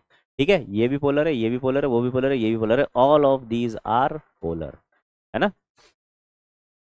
नेक्स्ट, एमओटी के क्वेश्चन आएंगे अब। एमओटी, एमओटी के क्वेश्चंस की बात कर रहे हैं बेटा। The bond strength in O2+, तो एमओटी बेटा, सबसे पहले तो आप है ना, अब रुक जाओ यहाँ पर। आपने लगभग लगभग 1-1.5 घंटे तक पढ़ाई की है लगातार, केमिकल बॉन्डिंग आपने 60% 70% रिवाइज कर लिया है। ठीक है, अब रुक जाओ, और या तो चाहो तो ब्रेक ले लो 5 मिनट का, 5 मिनट से ज्यादा का ब्रेक मत लेना, 5-10 मिनट, है ना। पानी वानी पी लो, थोड़ा हेर फिर लो इधर उधर, सुसु पोटी करना है तो फटाफट से जाके आ जाओ। लेकिन अब वापस आके एमओटी को, अब जो मैं बोल रहा हूं प्लीज मेरी बात मान लेना, प्लीज मेरी बात मान लेना, एक छोटी सी रिक्वेस्ट है, प्लीज हाथ जोड़ के विनती कर रहा हूँ। एमओटी को अभी स्टार्ट मत करो, 5 मिनट का ब्रेक लो, है ना, थोड़ा सा रिफ्रेश हो जाओ। अभी तक जितना आपने केमिकल बॉन्डिंग पढ़ लिया, अगर आपको लगता है कि आपको ब्रेक की जरूरत नहीं है, यू आर कंफर्टेबल, आप जो मैं बता रहा हूँ वो तुरंत लागू करो। और अगर आपको लगता है कि 5 मिनट का 10 मिनट का ब्रेक लेना चाहिए, फटाफट से ब्रेक लेके आओ, और मैं जो बता रहा हूँ वो चीज अब आपको करनी है। ठीक है बेटा, एमओटी सबसे पहले तो आप अपने नोट्स रिवाइज करो एमओटी में अच्छे से, टाइम लगाओ, जितना टाइम लगाना है उतना टाइम लगाओ एमओटी के नोट्स रिवाइज करने में। पर एमओटी में जो जो चीजें मैंने लिखाई है, एक एक लाइन आपको अच्छे से रिवाइज करनी है अपने नोट्स की। ठीक है, उसके बाद आप एनसीईआरटी की रीडिंग लगाओगे एक बार इस टॉपिक की। ये आपको अभी करना है बेटा, ये अभी करना है, फिर उसके बाद आगे क्वेश्चन करना चालू करना। ठीक है, तो ये जो रिकॉर्डिंग्स मैं दे रहा हूं इसका भरपूर फायदा उठाओ, इसको थोड़ा सा स्मार्ट वर्क करो इन पर, और स्मार्टली थोड़ा सा रिवीजन करो अपना बेटा, मैं कह रहा हूं मजा आ जाएगा, मजा आ जाएगा, आनंद ही आनंद हो जाएगा जीवन में। ठीक है ना। मैं अपन कोई गुंजाइश नहीं छोड़ना चाह रहे, एमओटी से 100% क्वेश्चन आएगा, तो मैं ये चाहता हूं कि क्वेश्चन कोई सा भी आए एमओटी से तुमसे बने, तो उसके लिए अपने को, अपन ने पढ़ा तो एमओटी एकदम खतरनाक लेवल पर है, कोई भी क्वेश्चन आ जाए अपन कर देंगे, पर उसका रिवीजन कैसे करना है। सबसे पहले आप नोट्स रिवाइज करेंगे अपने, हर एक लाइन हर एक क्वेश्चन नोट्स का वो आपको अच्छे से रिवाइज करना है, बिल्कुल वैसे ही जब आपने पढ़ा था एमओटी, आपको याद है अच्छे से आ गया था, आप बिना पेन उठाए खटाखट खटाखट क्वेश्चन लगा रहे थे। ठीक है, अब कई बार एमओटी में थ्योरी पर क्वेश्चन बना बना के, स्टेटमेंट वाले क्वेश्चन बना बना के क्वेश्चन दिए जाते हैं, बड़े बड़े क्वेश्चन, और वो कहां से लाइन उठाई जाती है, वो उठाई जाती है बेटा अपनी एनसीईआरटी से। तो आपको एनसीईआरटी की रीडिंग लगानी है इस टॉपिक की, फटाफट से जाओ, ये दोनों काम करके आओ। मुश्किल से आपको, अगर आप आपने अच्छे से पढ़ा हुआ है, तो आपको 10 मिनट लगेंगे ज़्यादा से ज़्यादा नोट से रिवाइज करने में, 10 मिनट लगेंगे एनसीईआरटी से रीडिंग लगाने में। ठीक है, मैं तो कहता हूँ आधा आधा घंटा लगाओ, आधा आधा घंटा लगा लो, कोई दिक्कत नहीं है बेटा। जिस टॉपिक से 100% क्वेश्चन आना ही है, तो क्यों ना अब उसको ऐसे तैयार कर लिया जाए कि वो क्वेश्चन अपना 100% सही हो ही हो, है ना। तो उसके लिए अपन ये कर रहे हैं। ठीक है बेटा, ये दोनों काम कर लो, फिर उसके बाद वापस आओ और क्वेश्चन लगाओ। ठीक है, या अगर आप चाहते हो कि रिदम ना टूटे, सर हम तो क्वेश्चन ही लगाएंगे, हम तो नहीं मानेंगे आपका कहना, आप चाहे कुछ भी कर लो, तो बेटा क्वेश्चन लगा लो। क्वेश्चन लगाने के बाद ये दोनों काम जरूर कर लेना प्लीज, नोट्स और एनसीईआरटी की रीडिंग जरूर लगा लेना। ठीक है, एक छोटी सी रिक्वेस्ट कर रहा हूं हाथ जोड़ के, प्लीज इतना सा काम कर लेना। चलिए बॉन्ड लेंथ बतानी बेटा, O2 प्लस में ऑप्शन ही गलत लिखे हुए हैं, क्या करें हम इनका। कह रहा हूँ जीवन में दुख कम थोड़ी है। तुम कहते हो कि सर हमारे जीवन में इतनी टेंशन है, इतनी परेशानियां है, इधर देखो है हमारे जीवन में कितनी टेंशन है, कितने दुख दर्द है। अब कैसे, क्या कैसे करें क्वेश्चन अब। कोई बात नहीं, ऑप्शन हटाओ, अपन तो सीधे क्वेश्चन करेंगे। ठीक है, अपने को एमओटी क्या, अपने को पूरी इनऑर्गेनिक में ऑप्शन की जरूरत ही नहीं है, हम तो क्वेश्चन देख के सीधे आंसर बता सकते हैं बिना पेन उठाए। ठीक है, चलिए the bond length in O2 plus O2 O2 minus and O2 2 minus follows the order. तो सबसे पहले तो बॉन्ड ऑर्डर निकाल लेंगे अपन, O2 में, O2 प्लस में, O2 माइनस में और O2 2 माइनस में। O2 में बॉन्ड ऑर्डर होता है, याद है बॉन्ड ऑर्डर तो अपन देखते पता लगा लेते हैं, 2 और O2 प्लस एक इलेक्ट्रॉन निकालेंगे एंटी बॉन्डिंग से तो 2.5 हो जाएगा, O2 माइनस में 1.5 हो जाएगा और O2 2 माइनस में 1 हो जाएगा। अब आपके पास बॉन्ड ऑर्डर का वैल्यू है, तो आप यहां से बॉन्ड लेंथ निकाल लो। बॉन्ड लेंथ का ऑर्डर क्या आ जाएगा, सबसे ज्यादा हो जाएगा O2 2 माइनस में, फिर हो जाएगा किसमें, फिर हो जाएगा किसमें, O2 माइनस में, फिर हो जाएगा किसमें, O2 प्लस में, फिर हो जाएगा किसमें, O2 में। ओ गलत लिख दिया, O2 में और फिर O2 प्लस में, ये बॉन्ड लेंथ का ऑर्डर आ जाएगा। लिख लिया है ना। अपने को ऑप्शंस की जरूरत ही नहीं है बेटा, हटाओ ऑप्शंस को, ये लो।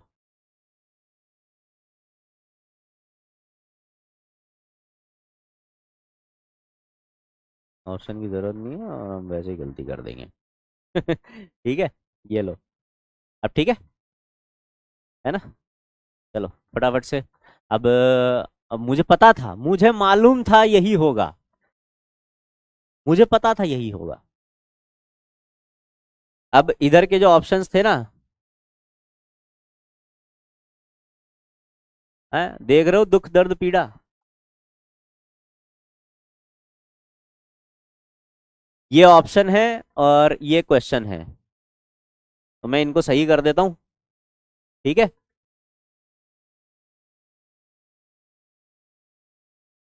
है ना। तो देखो रिकॉर्डिंग का ये भी फायदा है, अगर लाइव में कर रहे होते तो फिर ज्यादा टाइम वेस्ट होता, मैं भी फटाफट से पॉज करके उसको सही कर देता हूँ। ठीक है, ठीक है बेटा, तो ये ऑप्शंस मैंने सही कर दिए हैं, अब तुम इस क्वेश्चन को लगा सकते हो आराम से। तो अब अपने को बताना बॉन्ड ऑर्डर हाफ किस में रहेगा, मतलब है ना बॉन्ड ऑर्डर 0.5 किस में होगा, ये अपने को बताना है। तो H2 और H2 प्लस, इसमें बॉन्ड ऑर्डर 1 है, इसमें 0.5 है, इसमें 0.5 है, इसमें 0 है, इसमें 0 है, इसमें 0.5 है और इसमें 0.5 है और इसमें भी 0.5 है, तो दोनों में half bond order D option में जाएगा, है ना।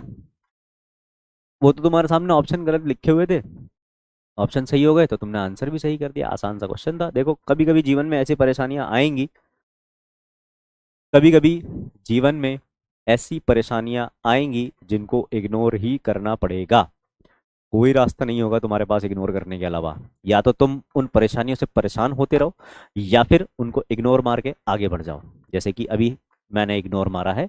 ये जो भी गलतियां हुई, अब मैं चाहूँ तो मैं डीटीपी ऑपरेटर जो है उनको सुना दूंगा और फिर उनको बोलूंगा कि तुम लोगों को टाइप भी करना नहीं आता, और फिर जो चेक करने वाले हैं उनको सुना दूंगा कि तुमसे चेक नहीं होता ठीक से, पर उससे क्या होगा, टाइम वेस्ट ही होगा, है ना। अपन ने क्या करा, इग्नोर मारा, आगे बढ़े। ऐसे ही तुमको भी जीवन में कई ऐसी समस्याएं मिलेंगी, कई ऐसी परेशानियां तुम्हारे जीवन में आएंगी, उन्हें इग्नोर करना, आगे बढ़ना तुम्हारा गोल क्या है, तुम्हारा फोकस कहां पर है, वो इंपॉर्टेंट है।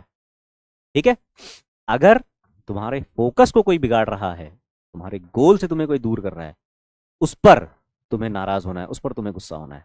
ठीक है, खुद पर गुस्सा होना है कि मैं क्यों अपने गोल से इधर उधर हो जाता हूँ, है ना। तो ये जीवन के लिए एक बहुत बड़ी सीख है तुम्हारे लिए कि सिर्फ ऐसी परेशानियों को इग्नोर मारा करो। देखो, परेशानियों के मामले में तुम हमेशा डायमैग्नेटिक रहना। जितना डायमैग्नेटिक रहोगे उतना परेशानियां तुमसे रिपेल होकर दूर चली जाएंगी। तुम अगर परेशानियों को इग्नोर करोगे ना, तो परेशानियां भी तुमको इग्नोर करेंगी। अगर तुम उन परेशानियों पर ज्यादा ध्यान दोगे, उन्हीं के बारे में बात करोगे, बस दिन भर यही रोना रोते रहोगे कि अरे यार मेरी किस्मत ही खराब है, मेरे साथ ही ऐसा होता है, ये इग्नोर मारो, आगे बढ़ो, कूल माइंडेड रहो। ठीक है, चिल मारा करो, अपने आप परेशानियां तुम्हारी दूर होती चली जाएंगी। आधी से ज्यादा परेशानियां तो तुम्हारी बस इसीलिए ही दूर हो जाएंगी क्योंकि तुमने उन पर ध्यान देना छोड़ दिया। ठीक है, नहीं भरोसा है तो कुछ दिन करके देखो, तुम्हें अपने आप पता चल जाएगा। मेरी ये बातें तुम्हें जीवन में जरूर याद आएंगी। नालायको, मुझे याद करोगे तुम किसी दिन। चलिए बेटा, नेक्स्ट हम अब बात कर रहे हैं highest occupied molecular orbital in N2 and O2 plus respectively are. Take X axis as internuclear axis. ठीक है साहब, एक्स एक्सिस ले लेंगे, इंटरन्यूक्लियर एक्सिस। तो बेटा N2 और O2 प्लस के डायग्राम आपकी कॉपी में बने हुए हैं, वहां पर देख लो। हाईएस्ट ऑक्यूपाइड मॉलिक्यूलर ऑर्बिटल मतलब ये होमो की बात कर रहा है। होमो मतलब भरे हुए ऑर्बिटल में सबसे टॉप पे कौन है। तो N2 के डायग्राम में अगर अपन बात करें तो N2 के डायग्राम में सिग्मा 2pz हाईएस्ट पे होता है, भरा हुआ, है ना, वो होमो होता है। और उसके ठीक ऊपर पाई स्टार 2px या पाई स्टार 2py या पाई स्टार 2pz कुछ भी हो सकता है, वो हो जाता है अपना ल्यूमो। तो यहां पर सिग्मा 2p। अब देखो, इंटरन्यूक्लियर एक्सिस अगर x बोल रहा है तो वहां पर अपन ने जब डायग्राम बनाया था तो इंटरन्यूक्लियर एक्सिस z एक्सिस ले रखी थी, इसलिए सिग्मा 2pz लिखा था। तो यहां पर सिग्मा 2px लिख लेंगे अगर इंटरन्यूक्लियर एक्सिस x एक्सिस है। तो N2 के लिए तो ये हो जाएगा, और एक ही ऐसा ऑप्शन है जिसमें सिग्मा 2px लिखा हुआ है, आंसर ए ही जाएगा।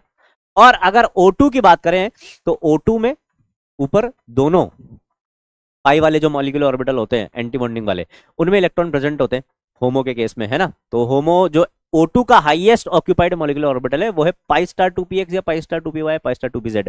यहां पर क्योंकि x एक्सिस है तो पाई 2px नहीं हो सकता, या तो y होगा या z होगा, क्योंकि इंटरमॉलिक्यूलर अगर एक्सिस x है तो इस पर तो सिग्मा बनेगा ना, इसलिए यहां पर x लिखा हुआ है और इधर y या फिर z लिखा हुआ मिलेगा। ठीक है, मतलब मैं आपको ऐसे पाई 2px लिख देता ना, तो पाई 2px नहीं होता आंसर, या तो पाई 2py या पाई 2pz ही आंसर होगा। The ground state electronic configuration of C2 using all electrons. C2 बेटा 12 इलेक्ट्रॉन होते हैं ना, 12 इलेक्ट्रॉन होते हैं। तो 12 इलेक्ट्रॉन वैसे तो तुमने लिखा हुआ है, इसका कॉन्फ़िगरेशन भी लिखा हुआ है, डायग्राम सब सब है तुम्हारी कॉपी में, है ना। तो sigma 1s2 sigma star 1s2, ये क्या भैया, ये कैसे नजर आ रहा है इधर, ये कैसे पहले से लिखा हुआ नजर आ रहा है।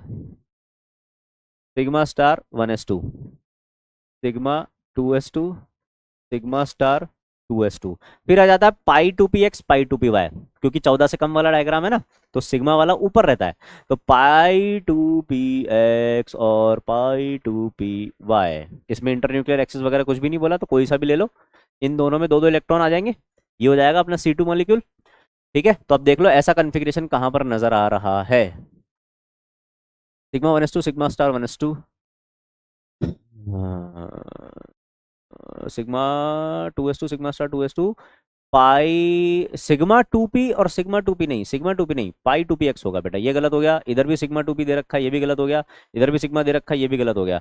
तो पाई 2p4 लिखा हुआ है, इसको ऐसे ना लिख के ऐसे लिखा हुआ होना चाहिए था, पाई 2px2 और पाई 2py2, ऐसा। इसने क्या इन दोनों को क्लब करके एक साथ पाई 2p4 लिख दिया, ये भी सही है और वो भी सही है, बात एक ही है, आंसर आ जाएगा डी। नेक्स्ट, ये तो बहुत आसान है। आपको बेटा यहां पर करना क्या है, आपको यहां पर करना ये है कि आपको मैच दो कॉलम करना है, और ये काम तो अपन बहुत अच्छे से कर सकते हैं। याद है ना, बॉन्ड ऑर्डर अपन ने निकाला था, बॉन्ड ऑर्डर से अपन ने सिर्फ नंबर ऑफ इलेक्ट्रॉन से ही अपन बॉन्ड ऑर्डर भी पता लगा लेते हैं, पैरामैग्नेटिक और डायमैग्नेटिक भी पता लगा लेते हैं। तो अपन क्या कर लेते हैं, यहाँ पर इनके नंबर ऑफ इलेक्ट्रॉन्स लिख लेते हैं। नंबर ऑफ इलेक्ट्रॉन्स O2 में होते हैं 16 इलेक्ट्रॉन्स, O2 माइनस में हो जाएंगे 17, O2 प्लस में हो जाएंगे 15 इलेक्ट्रॉन, और O2 माइनस 2 में हो जाएंगे बेटा 18 इलेक्ट्रॉन। ठीक है, अब देखो यहाँ पर, अब देखो यहाँ पर, मैंने आपको क्या बताया था बेटा, याद है कि अगर डायामैग्नेटिक है तो कैसे पता लगाएंगे, अगर इवन नंबर ऑफ इलेक्ट्रॉन है तो डायामैग्नेटिक होगा, एक्सेप्ट 10, 16 और 32 को छोड़ के ऑल आर डायामैग्नेटिक, ये पैरामैग्नेटिक होंगे। और कितने अनपेयर्ड इलेक्ट्रॉन होंगे इनमें, 2 अनपेयर्ड इलेक्ट्रॉन होंगे। और अगर ऑड हैं तो सारे के सारे पैरामैग्नेटिक होंगे विद 1 अनपेयर्ड इलेक्ट्रॉन। ध्यान आ रही क्या चीजें नालायकों, ये तो अपन ने एकदम चकाचक तरीके से किया था, है ना। ये तो तुम कभी जीवन में ही नहीं भूलोगे, जब तुम्हारे बच्चे होंगे तुम उनको भी सिखा दोगे, तुम्हारे बच्चों के बच्चे होंगे तुम उनको भी सिखा दोगे। सोचो तुम्हारी कितनी इज्जत बढ़ जाएगी कि अरे यार दादाजी को मॉलिक्यूलर ऑर्बिटल थ्योरी आती है, ये तो मेरे को दादी ने कहानी कहानी में ही सिखा दिया था। सोचो तुम्हारी इज्जत कहाँ पहुंच जाएगी। देख रहे हो तुम्हारे फ्यूचर की कितनी चिंता है मेरे को, तुम्हारे बुढ़ापे तक की चिंता है मुझे, समझे नालायक हो। तो तुम हो कि बिल्कुल मेरी चिंता करते ही नहीं हो, हैं जिंदा भी हैं या नहीं कभी पूछते ही नहीं हो। O2 में 16 इलेक्ट्रॉन है बेटा, और 16 कैसा है, इवन नंबर है, लेकिन 10, 16 और 32 वाले कैसे होते हैं, पैरामैग्नेटिक। तो बॉन्ड ऑर्डर आ जाएगा 2, बॉन्ड ऑर्डर 2 जो है वो 2 जगह पर है, एक डाया वाला एक पैरा वाला। तो अपना O2 कहाँ चल जाएगा, पैरामैग्नेटिक, यानी कि Q का हो जाएगा 5। तो Q का 5 दे रखा है इसमें और इसमें, तो आंसर A या फिर C जाएगा। इसको काट दो और इसको काट दो, काट दिया साहब। अब O2 minus 17 electron, 17 odd number है, पैरामैग्नेटिक होगा और 1.5 बॉन्ड ऑर्डर होगा, क्योंकि 16 में अगर 2 है तो 17 में 1.5 हो जाएगा, तो P का हो जाएगा 6, P का हो जाएगा 6। तो P का 6 दे रखा आपको एक ही ऑप्शन में, ओ माय गॉड। अच्छा P का 6 तो एक ही ऑप्शन में दे रखा है। अच्छा इधर भी तो 5 ही दे रखा है ना यार Q का, मैं वही तो कहूँ, मैं डर गया यार, इधर Q का 5 दे रखा है, तो ऑप्शन ये तो नहीं होगा, ये या फिर ये होगा। ठीक है P का 6 एक ही ऑप्शन में है, तो अब इसके अकॉर्डिंग आंसर अपना D चला जाएगा। मैंने कहा यार ये क्या गड़बड़ हो गई एकदम से हमारे, मतलब ऑप्शंस गलत आ गए क्या। अब देखो इधर देखो O2 प्लस में 15 इलेक्ट्रॉन है और बॉन्ड ऑर्डर क्या आ जाएगा 2.5, 2.5 तो एक ही जगह पर है, ये रहा, ज्यादा आगे चला गया, ये रहा 2.5। तो R का हो जाएगा 1, तो R का है 1 और S का हो जाएगा 4, सिंपल बॉन्ड ऑर्डर 1 आ जाएगा, ये का हो गया 1। ठीक है, अब यही क्वेश्चन अगर मान लो आपको अगर ये ट्रिक पता नहीं होती तो आप इनके डायग्राम बनाते, डायग्राम बना के एक एक को काउंट करते, थोड़ा सा ज्यादा टाइम लग जाता है ना। तो अगर आपको ट्रिक मालूम है तो कितना ही बड़ा क्वेश्चन हो खटाक एक बार में कर देंगे अपन। ठीक है, ऐसे ही तो 700 पार जाएंगे अब की बार, 700 पार मेरी जान। ठीक है, correct increasing order of oxygen, oxygen bond length, bond length बतानी है बेटा। तो बॉन्ड लेंथ आपको मालूम ही है, it is inversely proportional to bond order. Bond order जहां ज्यादा होगा वहां पर बॉन्ड लेंथ कम होगी। तो बॉन्ड ऑर्डर O3 में आपको पता ही है 1.5 होता है, अभी बताया था, रेजोनेटिंग स्ट्रक्चर होते हैं, कोऑर्डिनेट बॉन्ड होता है, तो उसकी वजह से बॉन्ड ऑर्डर 1.5 आ जाएगा। इधर होता है 2 और इधर होता है 1, तो देख लो अब 1.2 सबसे ज्यादा, तो O2 सबसे कम होना चाहिए और H2 सबसे ज्यादा होना चाहिए, ये रहा ऐसा ऑप्शन, आंसर आ जाएगा D। ठीक है, next, which of the following orbital overlapping results anti bonding gerade molecular orbital having 2 nodal plane.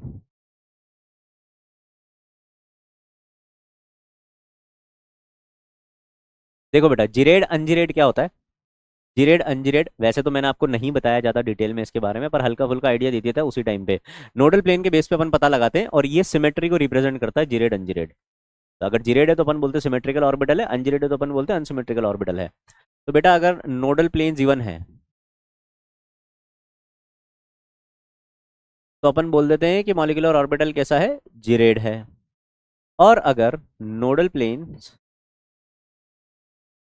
Odd है तो अपन बोल देते हैं कि वो कैसा है, अनजिरेड है। ठीक है, अगर नोडल प्लेन जीरो भी है तो उसको अपन इवन मानते हैं, और जीरो के केस में भी अपन नोडल प्लेन जो है मॉलिक्यूलर ऑर्बिटल को क्या बोलते हैं, जिरेड बोलते हैं। ठीक है, तो यहां पर अगर अपन बात करें बेटा, यहां पर अगर अपन बात करें तो सबसे पहले तो वो बोल रहा है कि एंटी बॉन्डिंग होना चाहिए, और नोडल प्लेन अगर दो हैं, वो बोल रहा है ना हैविंग 2 नोडल प्लेन, अगर नोडल प्लेन 2 है तो ऑब्वियसली जिरेड होगा ही होगा। ऑब्वियसली जीरेड होगा ही होगा। तो आप तो बस ये चेक कर लो कहाँ दो नोडल प्लेन मिल रहे हैं और एंटी बॉन्डिंग कहाँ बन रहा है। तो ये तो देखो सेम फेज में कंबाइन हो रहे हैं, ये तो बॉन्डिंग बनेगा, और ये मॉलिक्यूलर ऑर्बिटल अपना ऐसा बनता है, एक नोडल प्लेन मिलता है यहाँ पर, ठीक है। तो ये तो अपना आंसर नहीं है। इधर भी देखो सेम फेज में कंबाइन हो रहे हैं, इधर भी ये ऐसे कंबाइन होंगे, और ये वाला ऑर्बिटल, ये वाला लोब ऐसे रह जाएगा।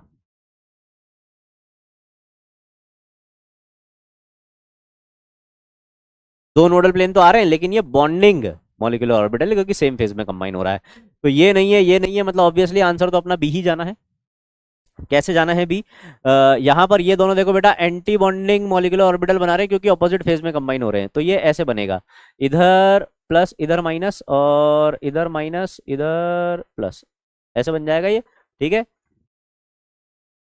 ये दो छोटे लोब रह जाएंगे क्योंकि ये ऑपोजिट फेज वाले हैं, और ये दो लोब बड़े रहेंगे, ये माइनस और ये प्लस, ठीक है। तो एक नोडल प्लेन ये रहा, एक नोडल प्लेन ये रहा। नोडल प्लेन बना देता हूं मैं एकदम गुलाबी कलर से, ये लो, दो नोडल प्लेन बन गए। दो नोडल प्लेन के साथ ये हो जाएगा जीरेड, और एंटी बॉन्डिंग भी बन रहा है। हमारा आंसर जाएगा बी, ठीक है। नेक्स्ट, हाइड्रोजन बॉन्डिंग वाले क्वेश्चन आ गए, हाइड्रोजन बॉन्डिंग और वेन डर वाल्स फोर्सेस वाले क्वेश्चन आ गए। फटाफट से एक बार नजरें घुमा लो हाइड्रोजन बॉन्डिंग पे, सब कुछ करा रखा है तुमको हाइड्रोजन बॉन्डिंग में, टेंशन वाली बात नहीं है। Which concept best explains the orthonitrophenol is more volatile than paranitrophenol? Orthonitrophenol के केस में अगर बात करें अपन, तो बेटा इसमें होती है इंट्रामोलिकुलर एच बॉन्डिंग। क्या होती है? Intramolecular H bonding. और पैरानाइट्रोफिनॉल के केस में क्या होती है? Intermolecular H bonding.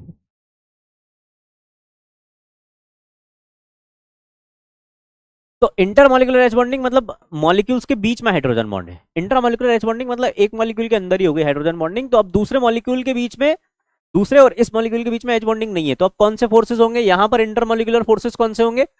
Week van der Waals force. यहां पर वीक वैंडरवाल फोर्स प्रेजेंट होंगे बिटवीन मॉलिक्यूल्स। और यहां पर कौन से बॉन्ड प्रेजेंट होंगे? इधर होंगे स्ट्रॉन्ग या स्ट्रॉन्गर, मतलब इनसे स्ट्रॉन्गर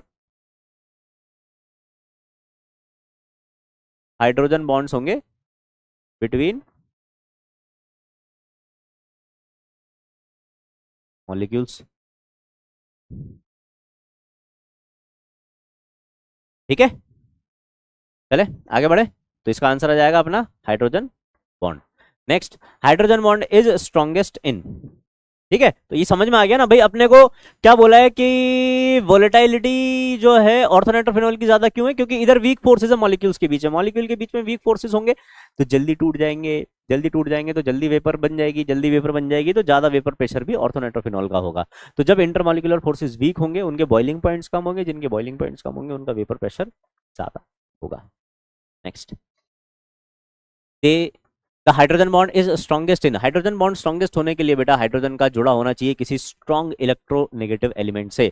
तो एफ ओ एन और sp हाइब्रिडाइज्ड कार्बन, ये चार ही ऐसे एलिमेंट है जिनसे जुड़ा हुआ हाइड्रोजन एच बॉन्डिंग कर सकता है। और इनमें भी सबसे ज्यादा इलेक्ट्रोनेगेटिव जो होता है वो फ्लोरीन होता है। तो फ्लोरीन से जुड़ा हुआ हाइड्रोजन स्ट्रॉन्गेस्ट एच बॉन्डिंग करता है। Answer C. Next, the correct order of volatility, volatility का ऑर्डर बताना है। वोलेटाइलिटी का ऑर्डर देख लेते हैं। जिसमें एच बॉन्डिंग ज्यादा होगी उसमें बॉइलिंग पॉइंट कम होंगे, उसकी वोलेटाइलिटी कम होगी। तो बेटा H2O में H bonding, extent of H bonding ज्यादा है। क्यों? क्योंकि H2O चार जगह से हाइड्रोजन बॉन्ड बनाता है, H2O चार हाइड्रोजन बॉन्ड तक बना सकता है, जबकि NH3 दो, दो से भी कम बनाता है ना। Extent of hydrogen bonding H2O में ज्यादा है, तो H2O में हाइड्रोजन बॉन्डिंग ज्यादा है तो इसके बॉइलिंग पॉइंट ज्यादा है, और बॉइलिंग पॉइंट ज्यादा तो वोलेटाइलिटी, वोलेटाइलिटी, वोलेटाइलिटी, तो ये क्या देख लेना एक बार स्पेलिंग, वोलेटाइलिटी कम होगी। तो आंसर हमारा ए तो नहीं होगा, इसकी वोलेटिलिटी कम होगी, ज्यादा दे रखी, ये तो गलत हो गया। पैरानाइट्रोफिनॉल और ऑर्थोनाइट्रोफिनॉल, अभी अभी देखा अपन ने, ऑर्थोनाइट्रोफिनॉल की वोलेटिलिटी ज्यादा होती है ना, क्योंकि उसमें इंट्रामोलिकुलर एच बॉन्डिंग होती है, इसमें इंटरमोलिकुलर एच बॉन्डिंग होती है। और इधर अगर अपन देखें तो अपने को दे रखा है मेथेनॉल और मिथॉक्सीमिथेन, मतलब ये तो डाइमिथाइल ईथर दे रखा है अपने को। इसमें एच बॉन्डिंग ही नहीं है, इसमें एच बॉन्डिंग है, इसमें एच बॉन्डिंग है तो इसके तो बॉइलिंग पॉइंट ज्यादा है, इसकी वोलेटिलिटी कम रहेगी उसके कंपैरिजन में। उसकी वोलेटिलिटी ज्यादा होती है। ईथर, अरे ईथर, ईथर ज्यादा वोलेटाइल होते हैं ना, याद है ना। HF और HCl, इसमें H बॉन्डिंग है, इसकी वोलेटिलिटी कम रहेगी इसके कंपैरिजन में। विच of the following compound has highest boiling point, जिसमें H बॉन्डिंग सबसे ज्यादा होगी, तो इसमें तो H बॉन्डिंग होती ही नहीं है, इसमें होती है और इसमें होती है, पर ज्यादा एक्सटेंट किस में होगा, H2SO4 में। More extent of hydrogen bonding H2SO4 में है ना। ज्यादा OH ग्रुप भी है उसमें, ज्यादा OH ग्रुप है तो ऑब्वियस ही बात है ज्यादा हाइड्रोजन बॉन्डिंग करेंगे, जबकि HNO3 में ऐसा कुछ भी नहीं है, एक ही OH ग्रुप है, तो ऑब्वियस सी बात है ये हाइड्रोजन बॉन्डिंग ज्यादा करेगा, तो इसका बॉइलिंग पॉइंट ज्यादा होगा। इसीलिए H2SO4 ज्यादा विस्कस भी होता है, विस्कोसिटी भी H2SO4 की ज्यादा होती है, और ऑयली नेचर होता है इसका इस चक्कर में, इसलिए इसको ऑयल ऑफ विट्रियोल भी बोलते हैं। Next, the boiling point of the methanol is greater than that of methyl thiol. Methanol बोले तो बेटा CH3OH, और मिथाइल थायोल बोले तो बेटा CH3SH। ठीक है, तो अब देखकर ही समझ में आ गया होगा कि उसका बॉइलिंग पॉइंट ज्यादा क्यों है, क्योंकि उसमें H बॉन्डिंग है, इसमें H बॉन्डिंग ही नहीं है, H बॉन्डिंग करता ही नहीं है सल्फर से जुड़ा हाइड्रोजन। तो there is intramolecular H bonding, नहीं इंट्रामोलिकुलर तो कहीं भी नहीं है, इंटरमोलिकुलर ही है। There is intermolecular H bonding in methanol and no hydrogen bonding in methyl thiol, ये आंसर हमारा सही है। ठीक है, ये भी गलत है, ये भी गलत है। नेक्स्ट, आयनिक बॉन्ड के क्वेश्चंस आ गए बेटा, आयनिक बॉन्ड के क्वेश्चंस कर लेंगे फटाफट से। विच of the following order is correct, अपने को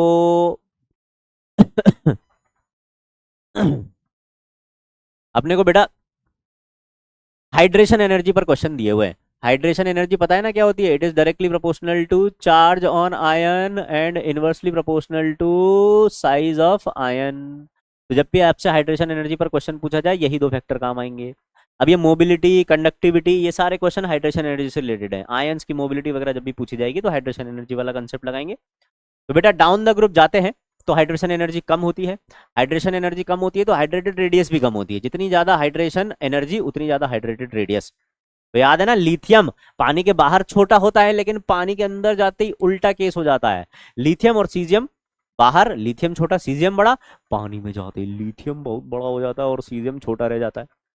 क्यों? उसके हाइड्रेशन की वजह से, उसके हाइड्रेशन की वजह से। तो आयनिक मोबिलिटी, अब बेटा डाउन द ग्रुप जाएंगे तो हाइड्रेटेड रेडियस डिक्रीज होती है, हाइड्रेटेड रेडियस डिक्रीजेस तो मोबिलिटी इंक्रीजेस। लिखा हुआ है तुम्हारी कॉपी में, देखो फटाफट से, हाइड्रेटेड रेडियस निकालो जल्दी से। मोबिलिटी और हाइड्रेटेड रेडियस का इनवर्स रिलेशन है भाई, जिसका साइज छोटा होगा वो ज्यादा इजीली मूव करेगा ना। तो hydrated radius down the group decrease होती है तो मोबिलिटी इंक्रीज होती है, तो ये उल्टा ऑर्डर दे रखा है, ये गलत हो जाएगा। Lithium sodium potassium, hydrated size का order down the group decrease होती है, ये भी उल्टा ऑर्डर दे रखा है, ये भी गलत है। FClBr down the group size decrease हो रहा है आयन का, चार्ज तो सेम है, साइज डिक्रीज होगा तो हाइड्रेशन भी कम होगा, हाइड्रेशन कम होगा तो hydrated radius decreases down the group, hydration decreases तो हाइड्रेटेड रेडियस भी डिक्रीजेस। तो हाइड्रेटेड साइज का ऑर्डर ये सही आ जाएगा, और मोबिलिटी तो इंक्रीज होती है, ये भी डिक्रीज दे रखा है, आंसर अपना सी आ जाएगा। तो क्या हुआ, down the group size of ion decreases, hydration energy decreases, hydrated radius भी डिक्रीजेस, मोबिलिटी इंक्रीजेस। ये एक्सप्लेनेशन है इसका। ठीक है, next, according to Fajans rule covalent bond is favoured by. Fajans rule, Fajans rule क्या बताता है, पोलराइजेशन। पोलराइजेशन कब ज्यादा होगा, covalent nature it is directly proportional to polarisation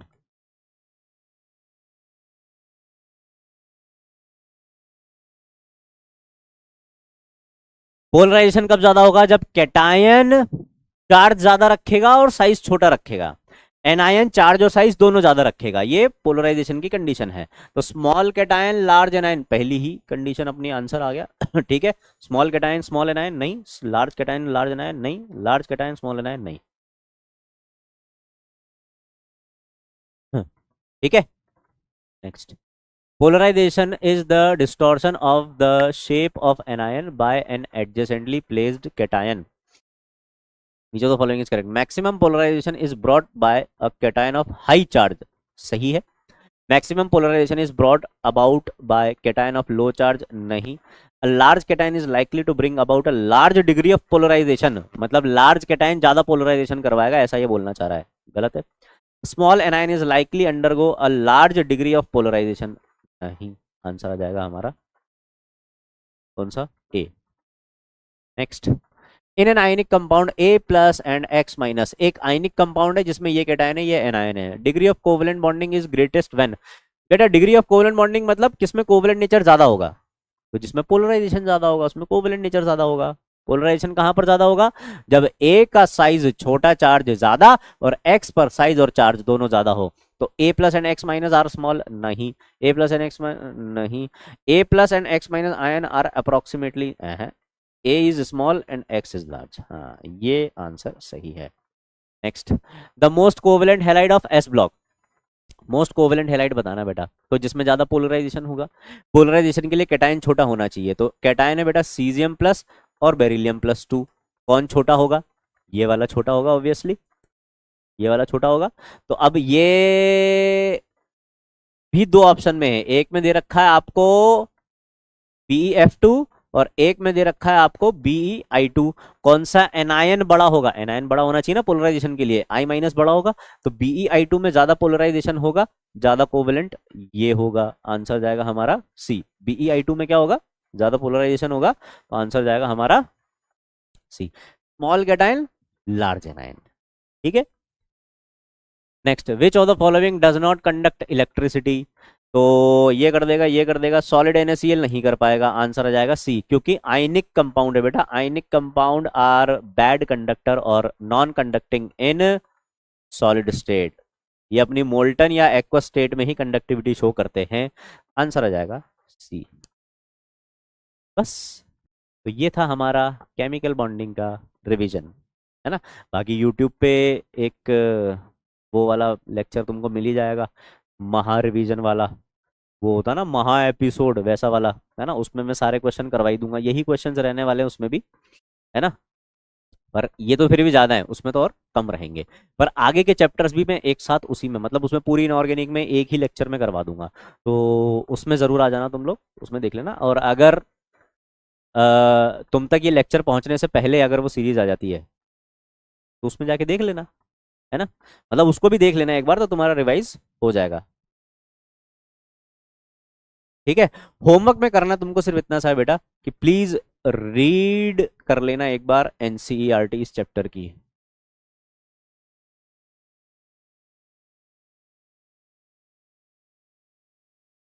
एक बार NCERT पढ़ लेना इस चैप्टर की।